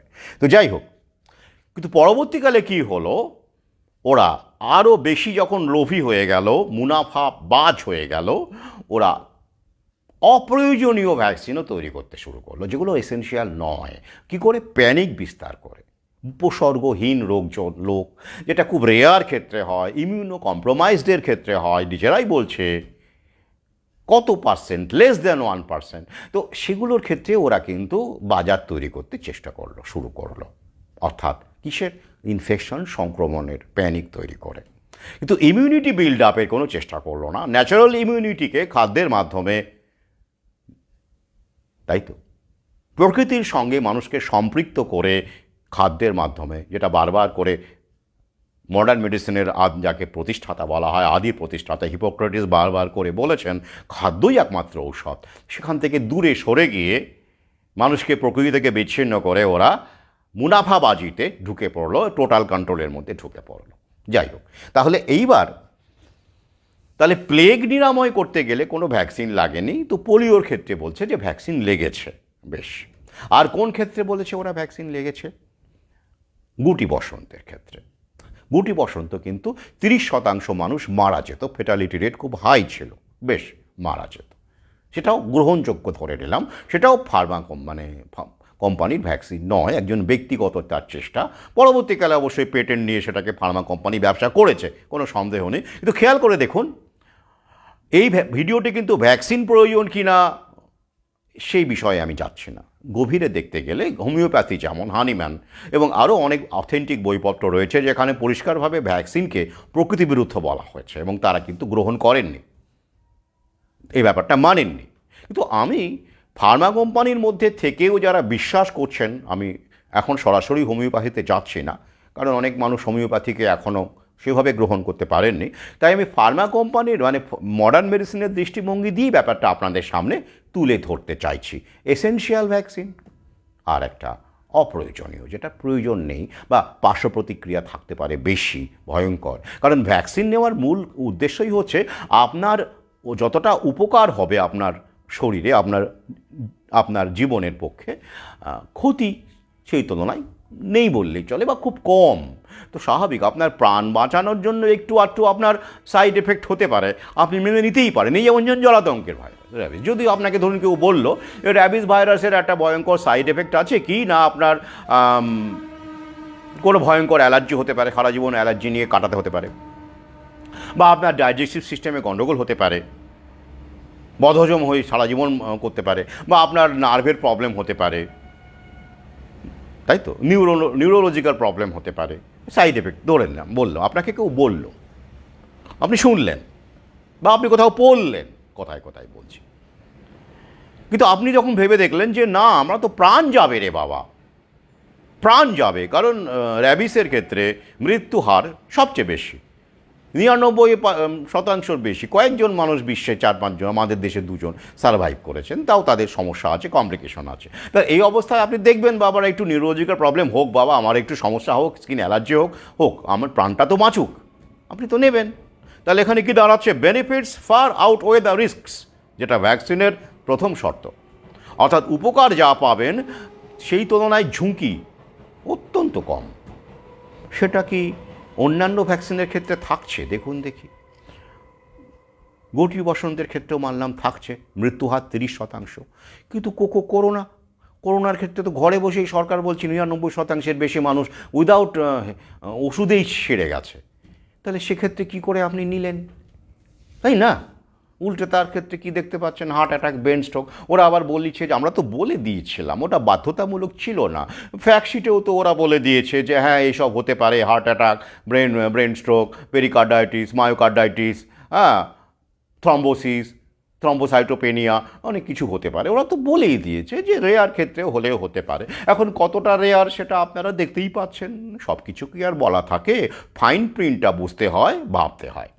তাহলে দেখতে পাচ্ছেন তো যে সেই সময়ের আদি ভ্যাকসিনগুলোর ক্ষেত্রে, আমি বারবার বলছি এটা মডার্ন মেডিসিনের অ্যাঙ্গেলে বোঝাচ্ছি, ভ্যাকসিন মূল বিষয়টা কি, আদৌ দরকার কি না, সেটা এইভাবে বুঝুন। কারণ ওই হোমিওপ্যাথির যে তত্ত্ব, আমি চাইলে আমি হোমিওপ্যাথির বই থেকেও আপনাদের দিতে পারি, তথ্য দিতে পারি, পেজের ছবি দিতে পারি, আমার কাছে রয়েছে, সংগ্রহে রয়েছে, পড়তে পারেন। কিন্তু আমি বারবার বলি যে মডার্ন মেডিসিনের দৃষ্টিভঙ্গি দিয়ে খণ্ডন করার বা ভাবার চেষ্টা করুন, তাহলে আপনার লড়াইটা সুবিধে হবে। কারণ আপনি সবসময় হোমিওপ্যাথির কথা যদি বলতেই পারেন, যদি আপনি চিকিৎসক হন, আপনার যদি শক্তি থাকে, তার এরকম উদাহরণ 2-1 জনের আছে, তারা ফাইট করেছেন, আমি আসবো তাদের কথায়। কিন্তু আপনি যদি লড়েন, আপনাকে তো মডার্ন মেডিসিনের তথ্য দিয়েই লড়তে হবে, তাই নয় কি? আমি সেটাই বারবার করে এই জন্য বলি, এবং মডার্ন মেডিসিনের তথ্যই আপনাদের সামনে রাখছি এই মুহূর্তে। তাহলে এইবার আপনাদের সামনে তুলে ধরছি যে পোলিওর ক্ষেত্রে আপনারা তো দেখলেন পার্সেন্টেজ কতজন অসুস্থ হচ্ছে, যেটা ইনফেক্টেডদের মধ্যে 1%-এরও কম, এবং সেটা আবার কি রিভার্স করে আগের অবস্থায় ফিরে আসছে, মানে পার্মানেন্ট প্যারালাইসিস থাকছে না। কিন্তু ওইতে 0.01 খুব রেয়ার ক্ষেত্রে দেখা যাচ্ছে সেটা থেকে যাচ্ছে, অর্থাৎ ইরিভার্সেবল হয়ে যাচ্ছে।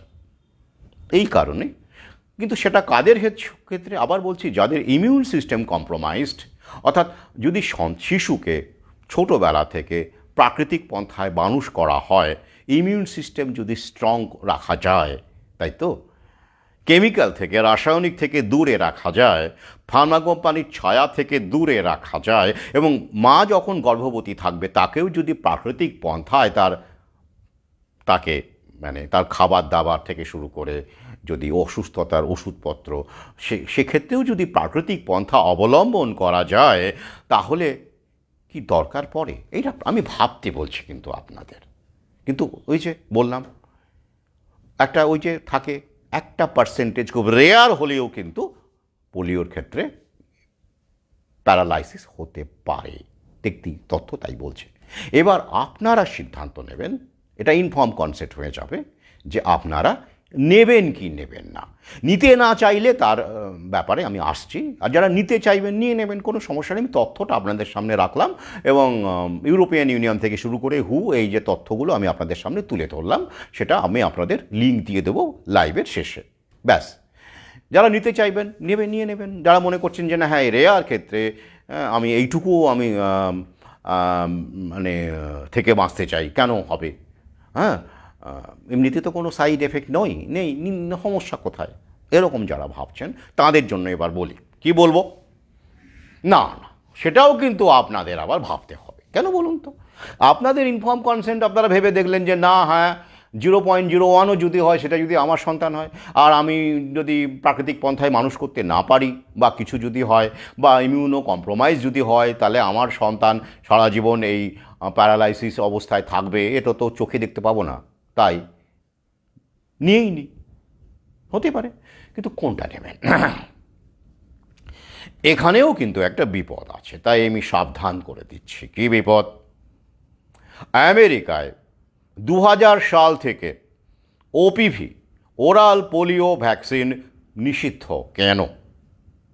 স্টাডি বলছে, হুয়ের আমি লিঙ্ক দিয়ে দেব, হুই বলছে, অ্যালার্ট জারি করেছে যে সাম্প্রতিককালে যত পোলিওর মানে প্যারালাইসিসের খবর পাওয়া যাচ্ছে, পোলিও সংক্রান্ত এবং অসুস্থতার খবর পাওয়া যাচ্ছে, সব VPD2, কি ভ্যাকসিন ডিরাইভড পোলিও ভাইরাস 2 নম্বর।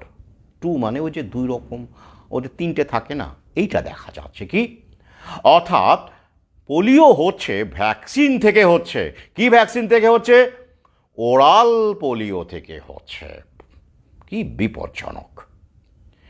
আমি ইন্দোনেশিয়ার তথ্যটা, আমি হুয়ের যে ওই তথ্য, সেটা ইন্দোনেশিয়া কেন্দ্রিক তথ্যটা আমি আপনাদের সঙ্গে দেব, কারণ আলাদা আলাদা দেশের তথ্য আছে, আমি সেগুলো আপনাদের আলাদা করে দিতে পারবো না, এত সময় আমার নেই। ওখান থেকেই আপনারা দেখে নেবেন।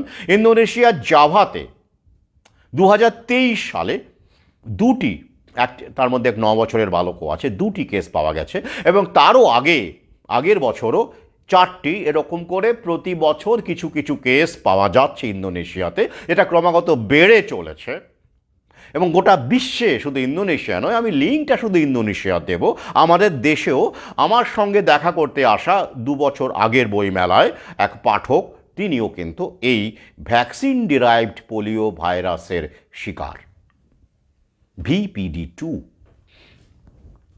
হ্যাঁ, তাহলে কি? হু পরিষ্কার জানিয়ে দিয়েছে যে এই ভ্যাকসিনটি যেন আর কোথাও না দেওয়া হয়। কি দিতে হবে? আমি কিন্তু মডার্ন মেডিসিন হুইয়ের গাইডলাইনে কথা বলছি এখন। যারা নিতে চাইছেন না, তাদের কথা আলাদা, সেটা আমি দিয়ে দেবো, কীভাবে ফাইট করবেন সেটাও বলবো। কিন্তু যারা নিতে চাইছেন তাদেরকে বলবো, যদি নিতে চান তাহলে ওরাল পোলিও ভ্যাকসিন নেবেন না, সেটা পরিষ্কারভাবে হু বলে দিয়েছে, সাবধান থাকতে অ্যালার্ট করছে। আমি বিস্মিত হয়ে যাই, আমাদের দেশে ডিজিটাল নাকি উন্নতি হচ্ছে, আমরা বিশ্বের সেরা শক্তিতে পরিণত হচ্ছে, আমরা হুয়ের গাইডলাইন মেনেই নাকি সব কিছু করছে। তাহলে হু তো যেখানে পরিষ্কার করে বলে দিয়েছে যে ওরাল পোলিও ভ্যাকসিন দেওয়া যাবে না, আমেরিকাতে নিষিদ্ধ। শুধু তাই নয়, আমেরিকা, ইউরোপের সভ্য দেশগুলো প্রথম বিশ্বে নিষিদ্ধ, অথচ আমাদের দেশে কেন এখনও ওরাল পোলিও ভ্যাকসিন চলছে, যেটা থেকে পোলিও হচ্ছে এবং হতে পারে, আগামীতে বাড়তে পারে। এই ব্যাপারে অনেকেই, মার্চ অফ ডাইম বলে একটি সংগঠন রয়েছে যারা পোলিও নিয়ে কাজ করে, তো এরকম অনেক সংস্থাই কিন্তু অ্যালার্ট করেছে যে আগামীতে কিন্তু পোলিও আবার ভয়ঙ্করভাবে ফিরে আসতে পারে, এবং তার কারণ হিসেবে যে ওপিডি দায়ী হবে না, ওরাল মানে ওপিভি দায়ী হবে না, সেটা কি জোর দিয়ে বলা যায়? তারা কেন এমন ভবিষ্যৎবাণী করছেন? ঠিক যেমন করে BCG দেওয়ার পরে প্রতি বছর যক্ষা রোগী বেড়ে, মানে প্রতিদিন 1200 থেকে 1500 মানুষ মারা যাচ্ছে যক্ষা রোগে, MDR টিভিতে, মাল্টি ড্রাগ রেজিস্ট্যান্ট। তো সেরকম ঘটনা কি পোলিওর ক্ষেত্রে ঘটবে না বলে জোর দিয়ে বলা যায়? আমি প্রশ্ন রাখছি, কিন্তু তাই নয় কি? আবার একটা এরকম অ্যালিগেশনও আছে যে DDT স্প্রে করার পরে নাকি, এরকম গবেষণাও আছে, আমি লিঙ্ক দিয়ে দেবো। এটা নিয়ে আমি বলেছিলাম যে পোলিও কিন্তু গোটা আমেরিকাতে, বিশেষ করে বা যেখানে যেখানে DDT স্প্রে করা হয়েছে, সেখানে নাকি এই ভাইরাসের প্রকোপ অনেক বেড়ে গেছে। কেন DDT এখন কিন্তু নিষিদ্ধ? DDT এক ভয়ঙ্কর ব্যাপার, যেটা মানে এটা নিয়ে আমার ভিন্ন লাইভ আছে। DDTর বিরুদ্ধে অনেক মানুষ লড়াই করেছিলেন। এটা কতটা ভয়ঙ্কর একটা রাসায়নিক, যেটা ফসল, মাটি থেকে শুরু করে মানুষের শরীরকে বিষাক্ত করে, এবং তার সঙ্গে এই পোলিও ভাইরাস বৃদ্ধির মানে রিসার্চ করা, রিসার্চেন্ট হওয়ার একটা যোগাযোগও কোনো কোনো গবেষণায় পাওয়া গেছে। যাই হোক, সেটা ভিন্ন প্রসঙ্গ। তাহলে আবার বলছি, আমি দেখে নেব, আপনার লিঙ্ক দিয়ে দেবো, যারা নিতে চাইছেন তারা কিন্তু ওপিভি থেকে নিজেদের সরিয়ে নিন, কারণ সেখান থেকে কিন্তু যেটাকে ভ্যাকসিন অ্যাসোসিয়েটেড পোলিও বলা হচ্ছে বা ভ্যাকসিন ডিরাইভড পোলিও ভাইরাস বলা হচ্ছে, VDPV। ঠিক আছে, সতর্ক থাকুন, তাহলে বুঝুন এবার কোন দিকে যাবেন। এবার যদি আপনাকে বলা হয়, আমাকে জিজ্ঞাসা করেন যে যদি আমি এটা ছাড়া অপশন না থাকে, ইনজেক্টেবল যদি না পাই আশাকর্মীদের কাছে, তাহলে কি করব? কিন্তু আমি নিতে চাইবো কিন্তু পাচ্ছি না, সেক্ষেত্রে নেবেন না, সিম্পল ব্যাপার। আমি তো তাই বলবো, কারণ এটা পরিষ্কারভাবে জানিয়েছে। সেক্ষেত্রে বলবেন যে আমাদেরকে এটা ব্যবস্থা করুন, এটা নেব। কেন নেব, কেন চাইছেন না, এই যে দেখে নিন, পড়ে নিন, তাই তো। তো আমার এটা পরামর্শ মাত্র, আমি আপনাদের ওপর কিছু চাপাতে পারি না। মানে আমি হলে এটাই করতাম, if I were in your position, যদি আমি আপনার জায়গায় হতাম আমি এটা করতাম, এইটুকু বলতে পারি। আপনি করবেন কিনা সেটা আপনার ব্যাপার। এবারে আসছি যারা নিতে চাইছেন না, যারা মনে করছেন ন্যাচারাল ইমিউনিটিতে আমরা বিশ্বাস করি, ন্যাচারাল ইমিউনিটিটাই বেস্ট, প্রাকৃতিক পন্থায় সন্তানকে লালন পালন করব ফার্মা কোম্পানি থেকে দূরে, এবং আমার স্ত্রীকেও আমরা এভাবেই বা গর্ভবতীকেও আমরা এভাবেই লালন পালন করতে চাইব, বা সন্তানের জন্মের পর থেকে তাকে আমি এইভাবেই দিতে চাইব, সেই ক্ষেত্রে তারা কি করবে? তারা প্রশ্ন করছেন এটা কি বাধ্যতামূলক? আমি বারবার বলেছি যে না, এটা নিয়ে আমার আরটিআই রয়েছে, আমাদের সহযোদ্ধারাই করেছেন, আমরাই করেছি। তো যারা এই মর্মে এই ডকুমেন্টটি চাইবেন তারা হোয়াটসঅ্যাপ করে নেবেন, কারণ এটা ফেসবুকে যাবে না, এটা হোয়াটসঅ্যাপে যাবে, করে নেবেন। সেখানে কি আছে, সেখানে আরটিআই করা হয়েছিল যে জন্মের সময় যে 3টি ভ্যাকসিন দেওয়া হয় সদ্যজাতকে, কি কি? বিসিজি, হেপাটাইটিস বি, তাই তো, আর কি হেপাটাইটিস B1, যাই হোক, আর কি পোলিও। তো এই 3টে কি বাধ্যতামূলক? আরটিআই সরকার পরিষ্কার জানিয়ে দিয়েছে, কেন্দ্রীয় সরকার, রাইট টু ইনফরমেশন, যে না, এটা বাধ্যতামূলক নয়, ভলান্টারি। আমি বারবার বলেছিলাম ভ্যাকসিন কখনো বাধ্যতামূলক নয়, কোনো ভ্যাকসিনই বাধ্যতামূলক নয়। তো সেখানে কি বলা হয়েছে, however it is strongly recommended, যে কি সামাজিক দায়িত্ব পালনের জন্য এটা নেওয়া উচিত, সোশ্যাল রেসপন্সিবিলিটি হিসেবে পালনের জন্য নাগরিকদের এটা নেওয়া উচিত, আমরা রেকমেন্ড করছি, কিন্তু বাধ্যতামূলক নয়। কি বুঝলেন? দিয়ে দেবো, বেশ। আচ্ছা, আমি আগেই বলেছি সরকার কখনো কোনো ভ্যাকসিন যেটা আপনার শরীরে প্রবেশ করাবেন সেটা বাধ্যতামূলক করতে পারে না, কারণ সবার শরীর সমান নয়, আর পার্শ্ব প্রতিক্রিয়ার দায় খরচ সরকার নেবে না, ক্ষতিপূরণের দায় সরকার নেবে না, অনেক সমস্যা আছে, তাই তো। ফার্মা কোম্পানিও নেবে না। আপনি নিজের পয়সায় ট্রিটমেন্ট করবেন, ফার্মা কোম্পানি ফুলে ফেপে উঠবে, তাই তো। তো তাহলে তো সেটা আমি দিয়ে দেবো আপনাদের। শুধু তাই নয়, MMR ভ্যাকসিন সেটাও আমাদের কাছে আছে, যেটা অনেকে সেই সময় করা হয়েছিল, বাধ্যতামূলক কিনা সেটাও আছে, সেটাও বাধ্যতামূলক নয়। এবং এখান থেকে দেখে নেবেন, সেখানে পরিষ্কার বলা আছে যে ভ্যাকসিন বাধ্যতামূলক নয় রে বাবা। কি করে হবে বলুন দেখি? এ নিয়ে আমার বহু লেখালেখি আছে, বলেছি, অ্যালার্ট করেছি। তাহলে এটা গেল, অর্থাৎ আপনি ডকুমেন্টটা পেয়ে গেলেন, সেটাই যথেষ্ট বলুন তো।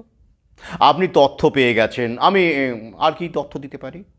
ওই যে যে বইপত্রগুলো তার পেজের ছবি দিতে পারি, শুধু তাই নয়, এই যে ভ্যাকসিনগুলো যখন দেওয়া শুরু হয়, এখন তো করোনার গল্প, কিন্তু আগে থেকে ধরুন রবার্ট এস মেন্ডেলসনের কথা আমি বারবার বলি, তাকে অ্যান্টিভ্যাক্সার বলা হয়, এবং তিনি তার লেখাপত্রে বইপত্রে বারবার ভ্যাকসিন বিরোধিতা করে গেছেন, কিন্তু বারবার তিনি মডার্ন মেডিসিনের চিকিৎসক হওয়া সত্ত্বেও করে গেছেন, এবং বড় বড় পদে তিনি তখনও থেকেছেন।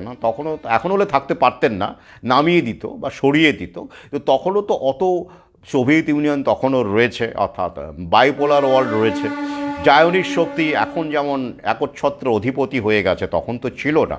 তার ফলে তিনি কিন্তু দাপটের সঙ্গে লেখালেখি করতে পেরেছেন এবং বিভিন্ন সেমিনারে পরিষ্কারভাবে বলেছেন, এবং সেখানে তিনি পরিষ্কার বলেছেন যে ডাক্তাররা কি করে, অভিভাবকদের, প্যারেন্টদেরকে বুঝিয়ে সুজিয়ে ভ্যাকসিন গোঁজায়, এবং সে ব্যাপারে তার একটা বইও আছে, ম্যাল প্র্যাকটিস। আগে হ্যাঁ, ম্যাল প্র্যাকটিস। তো শুধু তাই নয়, আরও একাধিক বই, আরও অনেক বই তিনি লিখেছেন, এবং এই বইগুলো আপনারা যদি পড়েন, মডার্ন মেডিসিনের ইলিনয়েস বিশ্ববিদ্যালয়ের অধ্যাপনা করতেন এবং গবেষক ছিলেন বহু পদে, ইউরোপিয়ান ইউনিয়নের বহু পদে তিনি ছিলেন। তো এরকম একজন ব্যক্তি হয়ে কি করে বলেছিলেন যে 90% ওষুধপত্র, ইনস্ট্রুমেন্টস, মডার্ন মেডিসিনের যে ইকুইপমেন্টস, সেগুলো যদি বাদ দিয়ে দেওয়া যায় তাহলে পৃথিবীটা অনেক সুন্দর হবে, তিনি এটা বলে গেছেন। তো কি করে বলে গেছেন? তো সেই সব বইপত্রের নাম আমার অমৃতস্বপত্র 2য় খণ্ডে আছে, উল্লেখ করে দিয়েছি, তাকে আমি প্রণাম জানিয়েছি, তাকে নিয়ে আমার ভিডিও পর্যন্ত আছে ইউটিউবে। তো সেই বইগুলো পড়ে দেখুন, সেখান থেকে আমি উদ্ধৃতি নিয়ে 2য় খণ্ড লিখেছি। যারা পড়ছেন, নিজেকে সমৃদ্ধ করুন, জানুন, লড়াই করতে সুবিধে হবে। বেশ, এইবার আপনি জানলেন, আপনার কাছে ডকুমেন্টও এলো, কি বাধ্যতামূলক নয়, ডকুমেন্ট পেয়ে যাচ্ছেন। তাতে করে কি আপনি লড়াইটা করতে পারবেন? না, পারবেন না। তাহলে কি লাগবে আপনার? সবার আগে সাহস, ফেস করার সাহস, ডিটারমিনেশন। কারণ ব্যাপারটা অত সোজা নয়। আশাকর্মীদের আপনি ডকুমেন্ট দেখালেন, বুঝবেই না কি ইংরেজিতে লেখা আছে। ওদেরকে অর্ডার ইমপ্লিমেন্ট করার জন্য পাঠানো হয়েছে, টার্গেট আছে কর্তৃপক্ষের। এবং এই কর্মীরা কেউ পার্মানেন্ট চাকরি করেন না, তাদের যে কোনো সময় কিন্তু বসিয়ে দেওয়া যায়, এবং এরা কিন্তু খুব বড় মাইনে পান এমন নয়, কমিশনে কাজ করতে হয়, তাই তো। তো এইরকম কেন করা হয়েছে? যাতে করে তাদের সবসময় চাপে রাখা যায়, তো টার্গেট করা যায়, টার্গেট দেওয়া যায়। তো এরা আপনাকে সহজে ছাড়বেন না। পাশাপাশি প্রশাসনকেও বলা রয়েছে, তাই তো, প্রশাসনকেও বলা হয়েছে যে তারা, আপনি যখন নেবেন না, নিতে চাইবেন না, আপনি ডকুমেন্টের কথা বলবেন বাধ্যতামূলক নয়, তাই তো, বলবেন আমি চাইছি না। কেন? বাধ্যতামূলক নয় তাই নেব না, দরকার নেই তাই নেব না, আমি ন্যাচারাল ইমিউনিটিতে বিশ্বাস করি তাই নেব না, বা আপনি বললেন আমি হোমিওপ্যাথিতে বিশ্বাস করি তাই নেব না, বা আমি আয়ুর্বেদে বিশ্বাস করি তাই নেব না, বাধ্যতামূলক নয় বলে নেব না, বিভিন্ন রকম বললেন। তো এবার তারা কি বলবে? আমি উত্তরগুলো কিন্তু আপনাদের সাজিয়ে দিচ্ছি, আপনারা কিভাবে লড়াই করবেন। কিন্তু সবার আগে দরকার সাহস। কেন সাহস? আসছি। এবার তারা আপনাকে বলবে যে আপনার বাচ্চা যদি না নেয় তাহলে আপনার বাচ্চা থেকে ছড়াবে, অন্য বাচ্চাদের হবে, গ্রামে গঞ্জের অন্য বাচ্চাদের হবে, আপনার বাচ্চা তো তাদের সঙ্গে খেলাধুলা করবে, সেখান থেকে ছড়াবে। তখন আপনি তাদের বলবেন কেন? অন্য বাচ্চারা তো নিয়েছে ভ্যাকসিন, তাহলে কেন হবে? তাদের তো শরীর তো মানে পোলিওর বিরুদ্ধে লড়ার জন্য প্রস্তুত, তাই না? তারা তো ভ্যাকসিনেটেড। তো আমার বাচ্চা একা যদি আনভ্যাকসিনেটেড হয়, মানে পোলিও ভ্যাকসিন না নেয়, তাহলে কি করে যারা ভ্যাকসিন নিয়েছে তারা কি করে আমার বাচ্চার দ্বারা সংক্রামিত হবে? আমাকে বোঝান, কোন বিজ্ঞানে হবে? যুক্তি দিয়ে দিলেন তো, দিয়ে বেশ আপনি বেশ আত্মতৃপ্ত ভাব অনুভব করলেন তো, তাই তো। কিন্তু এখানে গল্পটা শেষ হবে না, গল্পটা শেষ। ওই জন্যই সাহস দরকার। তারপরেও আপনাকে কি বলবে? নিতেই হবে, না হলে কিন্তু পুলিশ আসবে। আপনি এরপরে কি করবেন? একটু ভয় পাবেন, পুলিশ আসবে। এবার পুলিশ সত্যি সত্যি আসতে পারে, কিন্তু হ্যাঁ আসতে পারে, কিন্তু আপনাকে অ্যারেস্ট করতে পারবে না, কারণ এটা বাধ্যতামূলক নয়। তাহলে কি করতে পারে? ওই যে আপনাকে একটুখানি মেন্টাল জায়গা, পুলিশ নাও আসতে পারে, কিন্তু ওটা হয়তো খুব রেয়ার ক্ষেত্রে। তাহলে কে আসতে পারে? প্রশাসনের উপর মহল আসতে পারে, বিডিও আসতে পারে। আগে হ্যাঁ, পোলিওর ক্ষেত্রে ঘটেছে এক সহযোদ্ধার গল্প, আমি তার মুখ দিয়েই আমি এখানে ডিটেলসে বলছি না, ভিডিও বড় হয়ে যাবে, তার ইন্টারভিউ আপনাদের সামনে রাখবো। তিনি বিশিষ্ট সহযোদ্ধা, হোমিওপ্যাথি চিকিৎসক। তিনি তার সন্তানদের কোনো ভ্যাকসিন দেননি। তার আগে থেকেই তিনি আমাকে খুঁজে পেয়ে, আমি তাকে খুঁজে পেয়ে এত ভালো লেগেছে যে কি বলবো। আবার যাব তার কাছে, উনিও আসবেন। লড়াইটা আরও ছড়িয়ে দিতে হবে। তো তার 2 সন্তান, একজন 20-র উপরে বয়স, একটি মেয়ে, তার ছেলে প্রায় 18। একটা শরীরে একটা ভ্যাকসিন দেয়নি, সুস্থ দিব্যি আছে। আমি নেব ইন্টারভিউ, তাদেরকে দেখানোর ইচ্ছে আছে। কিন্তু তিনি কিভাবে লড়াইটা লড়েছিলেন,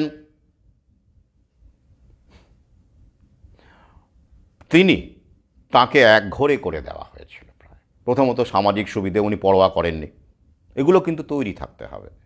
সামাজিক সুবিধে বন্ধ করে দেওয়ার ব্যাপার থাকবে, অর্থাৎ গরিমেশি, যদিও আইনত করা যায় না, লক্ষ্মীর ভাণ্ডার বলুন অন্যান্য ক্ষেত্রে, কিন্তু ওই যে প্রশাসনিক ব্যাপার তো, টালবাহানা, ডিলে এবং ঝামেলা ঝোলানো, মানে আপনি ধরে রাখুন সামাজিক সুবিধে যদি পেতে চান, আবার এই লড়াইটাও করতে চান, সেটা বাদ দিয়ে দিতে হবে। মানে সামাজিক সুবিধের ব্যাপারটা প্রথমত বাদ দিতে হবে, ধরে রাখতে হবে, কারণ ঝোলাবে আপনাকে। গেল নাম্বার 2,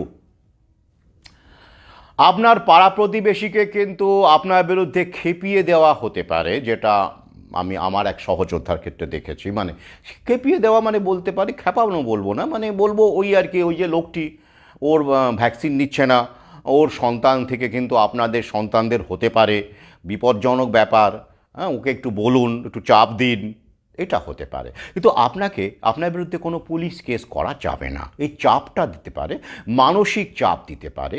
সেক্ষেত্রে আপনার যদি নেটওয়ার্ক ভালো না থাকে আপনার পাড়ায়, আপনি যদি বিচ্ছিন্ন থাকেন, আপনি যদি আগে থেকে আপনার প্রতিবেশীদেরকে ব্যাপারগুলো না বোঝানোর চেষ্টা করেন, তাহলে কিন্তু আপনার প্রতিবেশীরাই আপনাকে জোর করবে, পুলিশ লাগবে না, প্রশাসন ওটাই করবে, কারণ পুলিশ কেস হবে না। তো আমি যার কথা বলছি তার বিরুদ্ধেও করা যায়নি, তার বাড়িতে বিডিও এসেছিল, উনি বিডিওকে যা বলার বলে ফেরত পাঠিয়ে দিয়েছেন, তিনি এখন মার্কা মারা হয়ে গেছেন এলাকায়। কিন্তু ওই যে তার নেটওয়ার্কটা ভালো, তাকে কিন্তু গ্রাম বলে একটু সুবিধে হয়েছে, শহর হলে খুব সমস্যা। তো শহরে তো স্বাস্থ্যকর্মীরা এরকম চাপ দিচ্ছে বলে আমি জানি না, কারণ স্বাস্থ্যকর্মীদের কাজ, আশাকর্মীরা বিশ্বস্ত, তারাও কিন্তু আমাদেরই লোক, তাদের সঙ্গে দুর্ব্যবহার করবেন না, শান্ত মাথায় ঠান্ডা মাথায় কথা বলবেন, যুক্তির কথা বলবেন। তো তারাও তো জীবিকার কারণে এই কাজটা করছেন। বললাম না, আমাদের মধ্যেই আমাদের ডিভাইড অ্যান্ড রুল করা, জায়নিক শক্তি তো এটাই যুগ যুগ ধরে করে আসছে। তো সেই ক্ষেত্রে তাকে করা যায়নি, কারণ তিনি গ্রামে থাকেন, একটা সুবিধে, গ্রামের মানুষের মধ্যে এখনও ওই ভদ্দন্যকে ব্যাপারটা আছে, ওখানেও জন্মেছে অবশ্যই, সে আমি নিজের চোখে দেখে এসেছি। তবে এখনও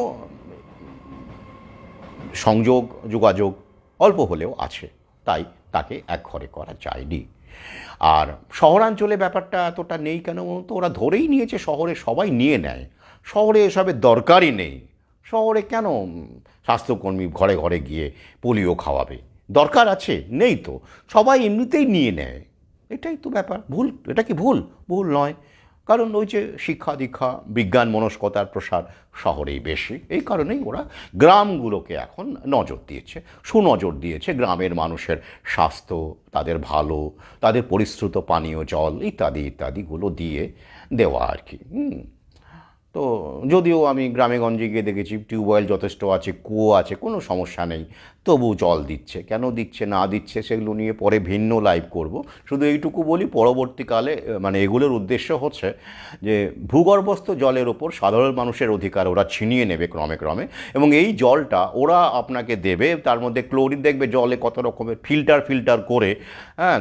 টিউবওয়েলের জল খাওয়া মানুষের যে ইমিউন পাওয়ার, আপনি দেখবেন ওই ইউরোপ থেকে এসে লোকজন আমাদের দেশের জল খেলে আর সহ্য করতে পারে না। কেন বলুন তো? ওই যে ফিল্টার্ড ওয়াটার, ক্লোরিন দেওয়া জল, বিশুদ্ধ পানীয় পরিশ্রুত জল টল খেয়ে খেয়ে ওদের, তখন আরও ফিল্টার অ্যাকোয়াগার্ড খেয়ে খেয়ে খেয়ে খেয়ে ওরা শেষ।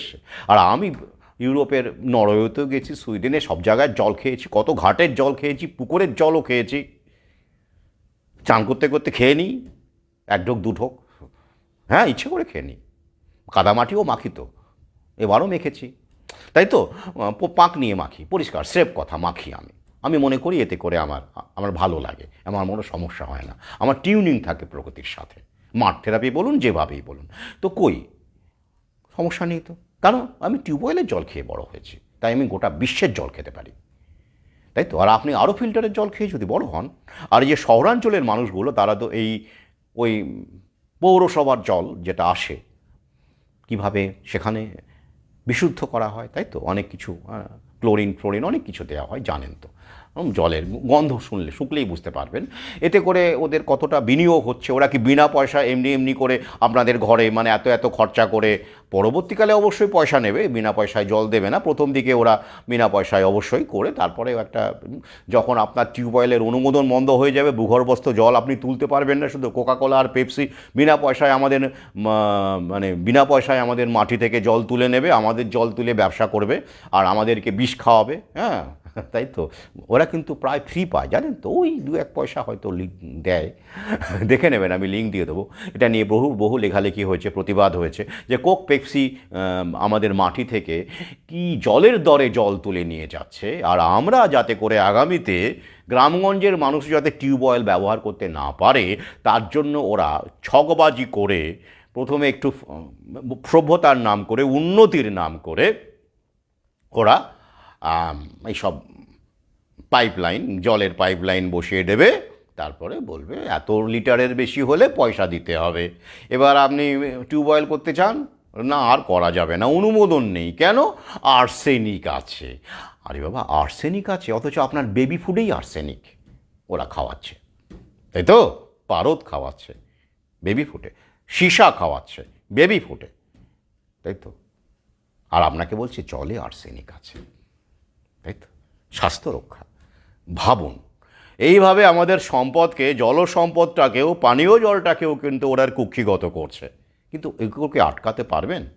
এটা নিয়ে একজন প্রশ্ন করেছেন, আমি আমারই এক পাঠক, মননশীল পাঠক, উনি অধ্যাপনা করেন।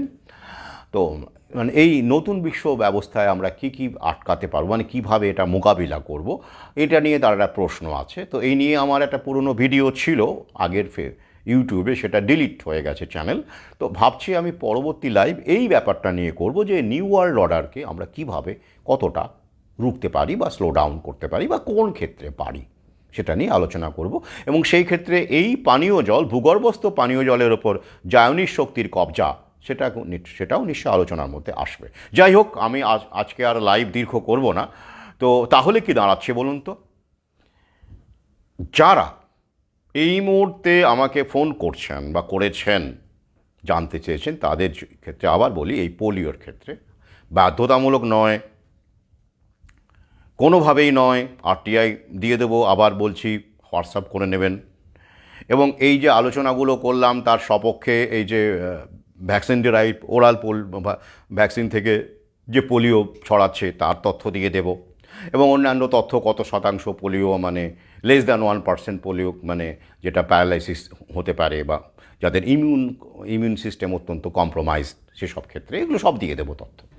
কিন্তু প্রশ্ন হচ্ছে যে এরপরে যদি আপনার বাড়িতে আশাকর্মীরা বারবার করে আসতে থাকে এবং এলাকার প্রধান রাজনৈতিক দলকে পর্যন্ত ইনভলভ করতে, হ্যাঁ এরকম ঘটেছে, গ্রামে ঘটেছে বলেই তো বলছে, সেই ক্ষেত্রে লড়াই কি আপনি করতে পারবেন?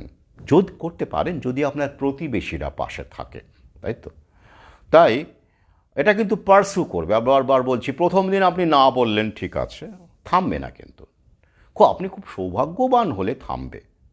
শহরে হলে তো ঠিক আছে, সমস্যা নেই, কিন্তু গ্রামে হলে কিন্তু আপনার বাড়িতে স্বাস্থ্যকর্মীরা আবার যাবেন, আপনি না বলবেন, আবার যাবেন। তখন দেখবেন আপনাকে ঊর্ধ্বতন কর্তৃপক্ষ ফোন করবে, কেউ ফোন করবে আপনাকে রীতিমতো ভয়, মানে এই পুলিশের ভয়, অমুকের ভয় দেখানো হবে, এবং আপনাকে প্রধান রাজনৈতিক দলের নেতারা এসে আপনার সঙ্গে দরবার করতে পারে, স্থানীয়, তো করতেই পারে, করে আপনাকে কিন্তু প্রেশারাইজ করা হবে। আপনি যতই বলুন যে এই সব বাধ্যতামূলক নয়, নেব না, কিন্তু তখনও আপনাকে ওইভাবেই লড়াইটা করতে হবে। এবং সেক্ষেত্রে আপনি কি করতে পারেন, যে হ্যাঁ, যেক্ষেত্রে ওরা করবে না, যেটা যে আপনারা লিখে দিন যে পার্শ্ব প্রতিক্রিয়া হলে, সাইড এফেক্ট হলে আপনারা দায় নেবেন। অফিসিয়ালি আপনি যদি বিডিও হন তাহলে বিডিওর প্যাডে আমাকে এটা লিখে দিন, বা আপনি যদি অঞ্চল প্রধান হন তাহলে অঞ্চল প্রধানের প্যাডে আমাকে এটা স্ট্যাম্প সহ লিখে দিন, তাহলে আমি নেব, এই রকম বলতে পারেন। অথবা যদি মানে যদি উপায় না থাকে, আপনি কথা বলার মানে লিওয়ে যদি না পান, সেক্ষেত্রে এটা বলতে পারেন, তাতে কিন্তু তারা কেউ লিখিত দেবে না, এইটুকু বলতে পারি। আর নিলেও সেটা কিন্তু অথেন্টিক হবে না, সেটা সেই কাগজটাকে আপনাকে দেখে নিতে হবে, সিল স্ট্যাম্প ঠিকঠাক আছে কি না, সই ঠিকঠাক আছে কি না, হ্যাঁ, মানে এগুলো দেখে নিতে হবে, বুঝতে হবে, সেটা যদি আপনার বোঝার ক্ষমতা থাকে আর কি, তাই তো।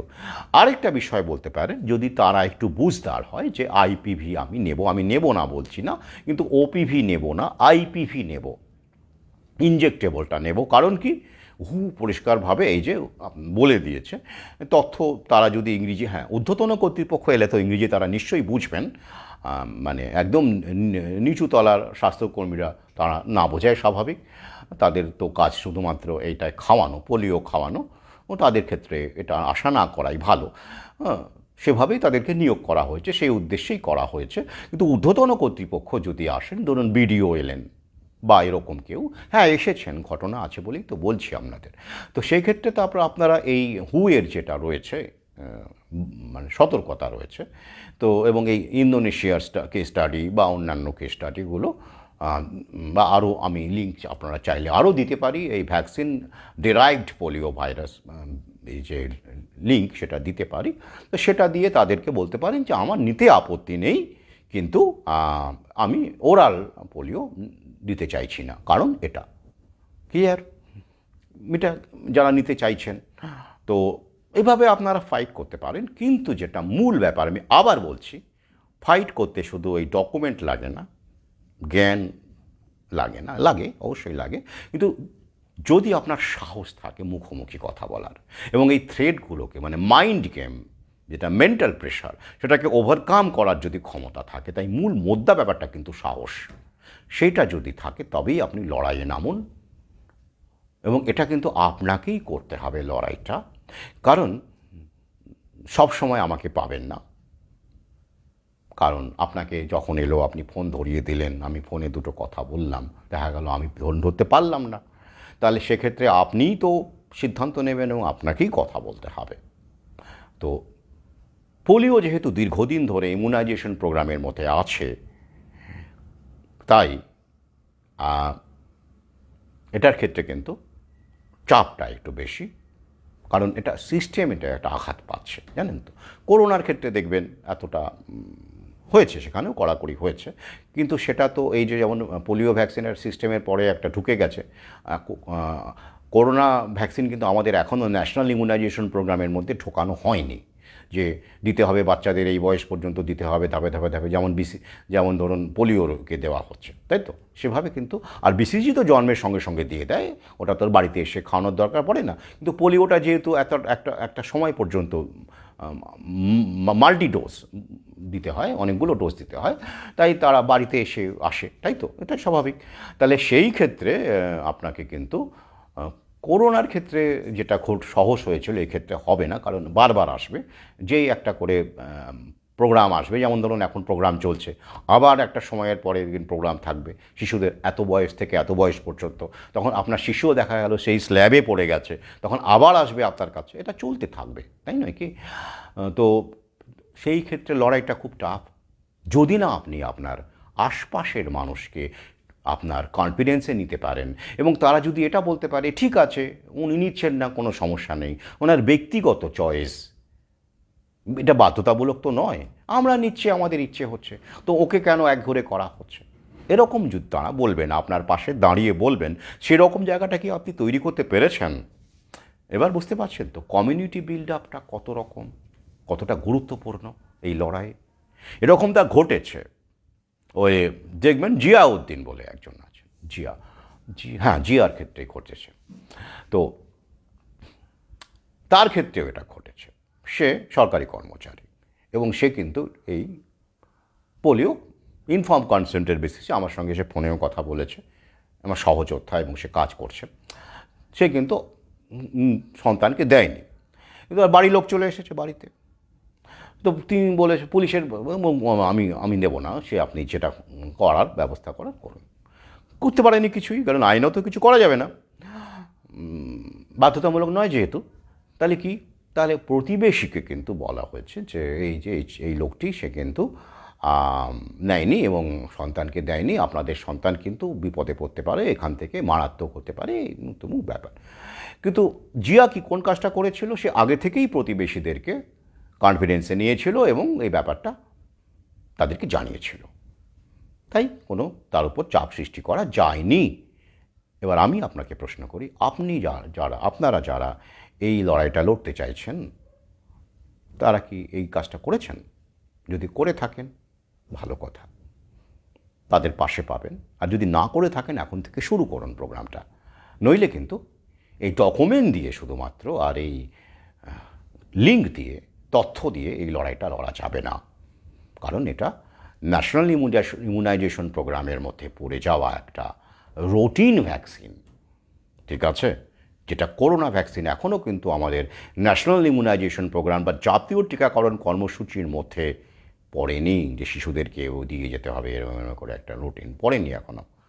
আগামীতে পড়ার সম্ভাবনা রয়েছে, আমি আগেই বলেছি। তাহলে এটা কেন দেওয়া হয়েছিল? এমার্জেন্সি ইউজ হিসেবে দেওয়া হয়েছিল, আপৎকালীন। মানে ফার্মা কোম্পানির মুনাফাও হয়ে গেল, আর অন্যান্য কী কী কাজ হলো সেটা বুঝতেই পারছে না, নতুন করে কি বলবো।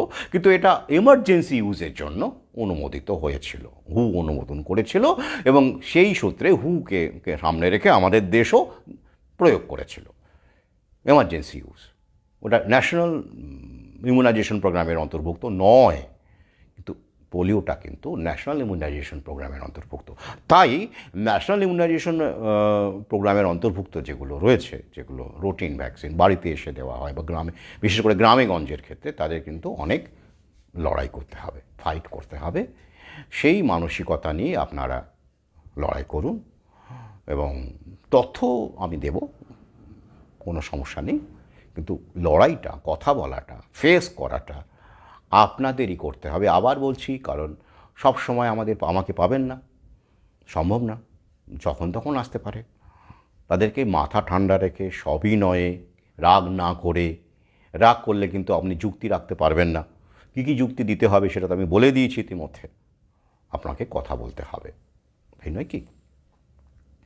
তো যা যা করতে হবে বলে দিয়েছি। আবার সংক্ষেপে বলি, ওপিভি না আইপিভি সেটা আপনি দেখে নেবেন, এটা তথ্য রাখবেন।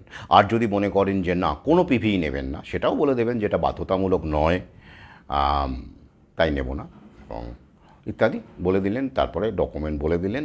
তারপরে আপনি আপনার মতো করে যদি মনে করেন যে না কিছু হবে, যদি বলে ওরা না না খুব সুন্দর, কোনো ঝামেলা নেই, খুব ভালো, এত এত লোক নিচ্ছে, কোনো সাইড এফেক্ট নেই, আপনার সন্তানের বেলায় সাইড এফেক্ট হবে, এটা কোনো ব্যাপার হলো? আপনি ভয় পাচ্ছেন কেন?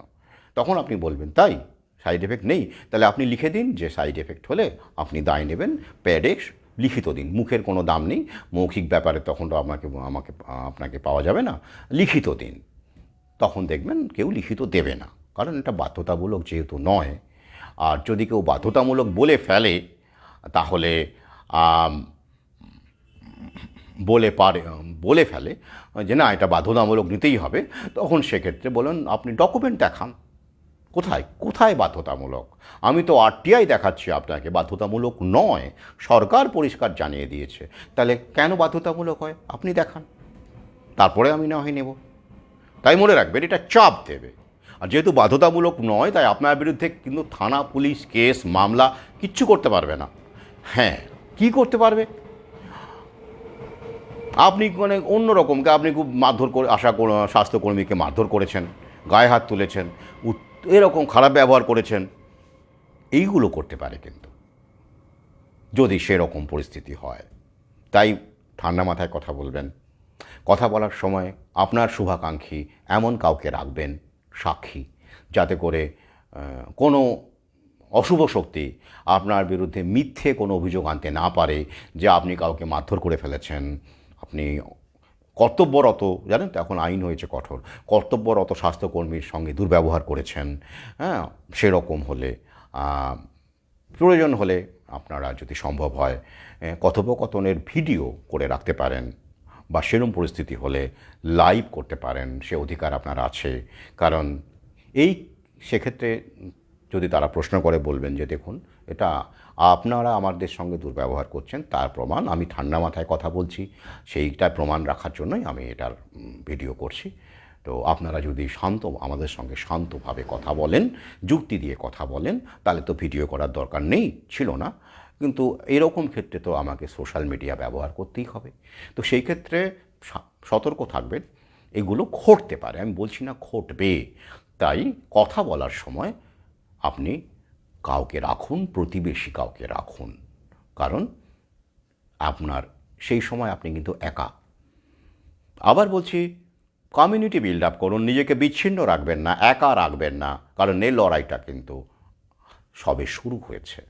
আমরা যে কাজটা করছি সেটা কিন্তু বৈপ্লবিক কাজ, বিশাল বড় কাজ, স্বাধীনতা সংগ্রামের চাইতেও অনেক অনেক বড় কাজ। কি বড় কাজ সেটা এখন কল্পনা করতে পারবেন না, ভাবতে পারবেন না এটা কত বড় কাজ করছেন।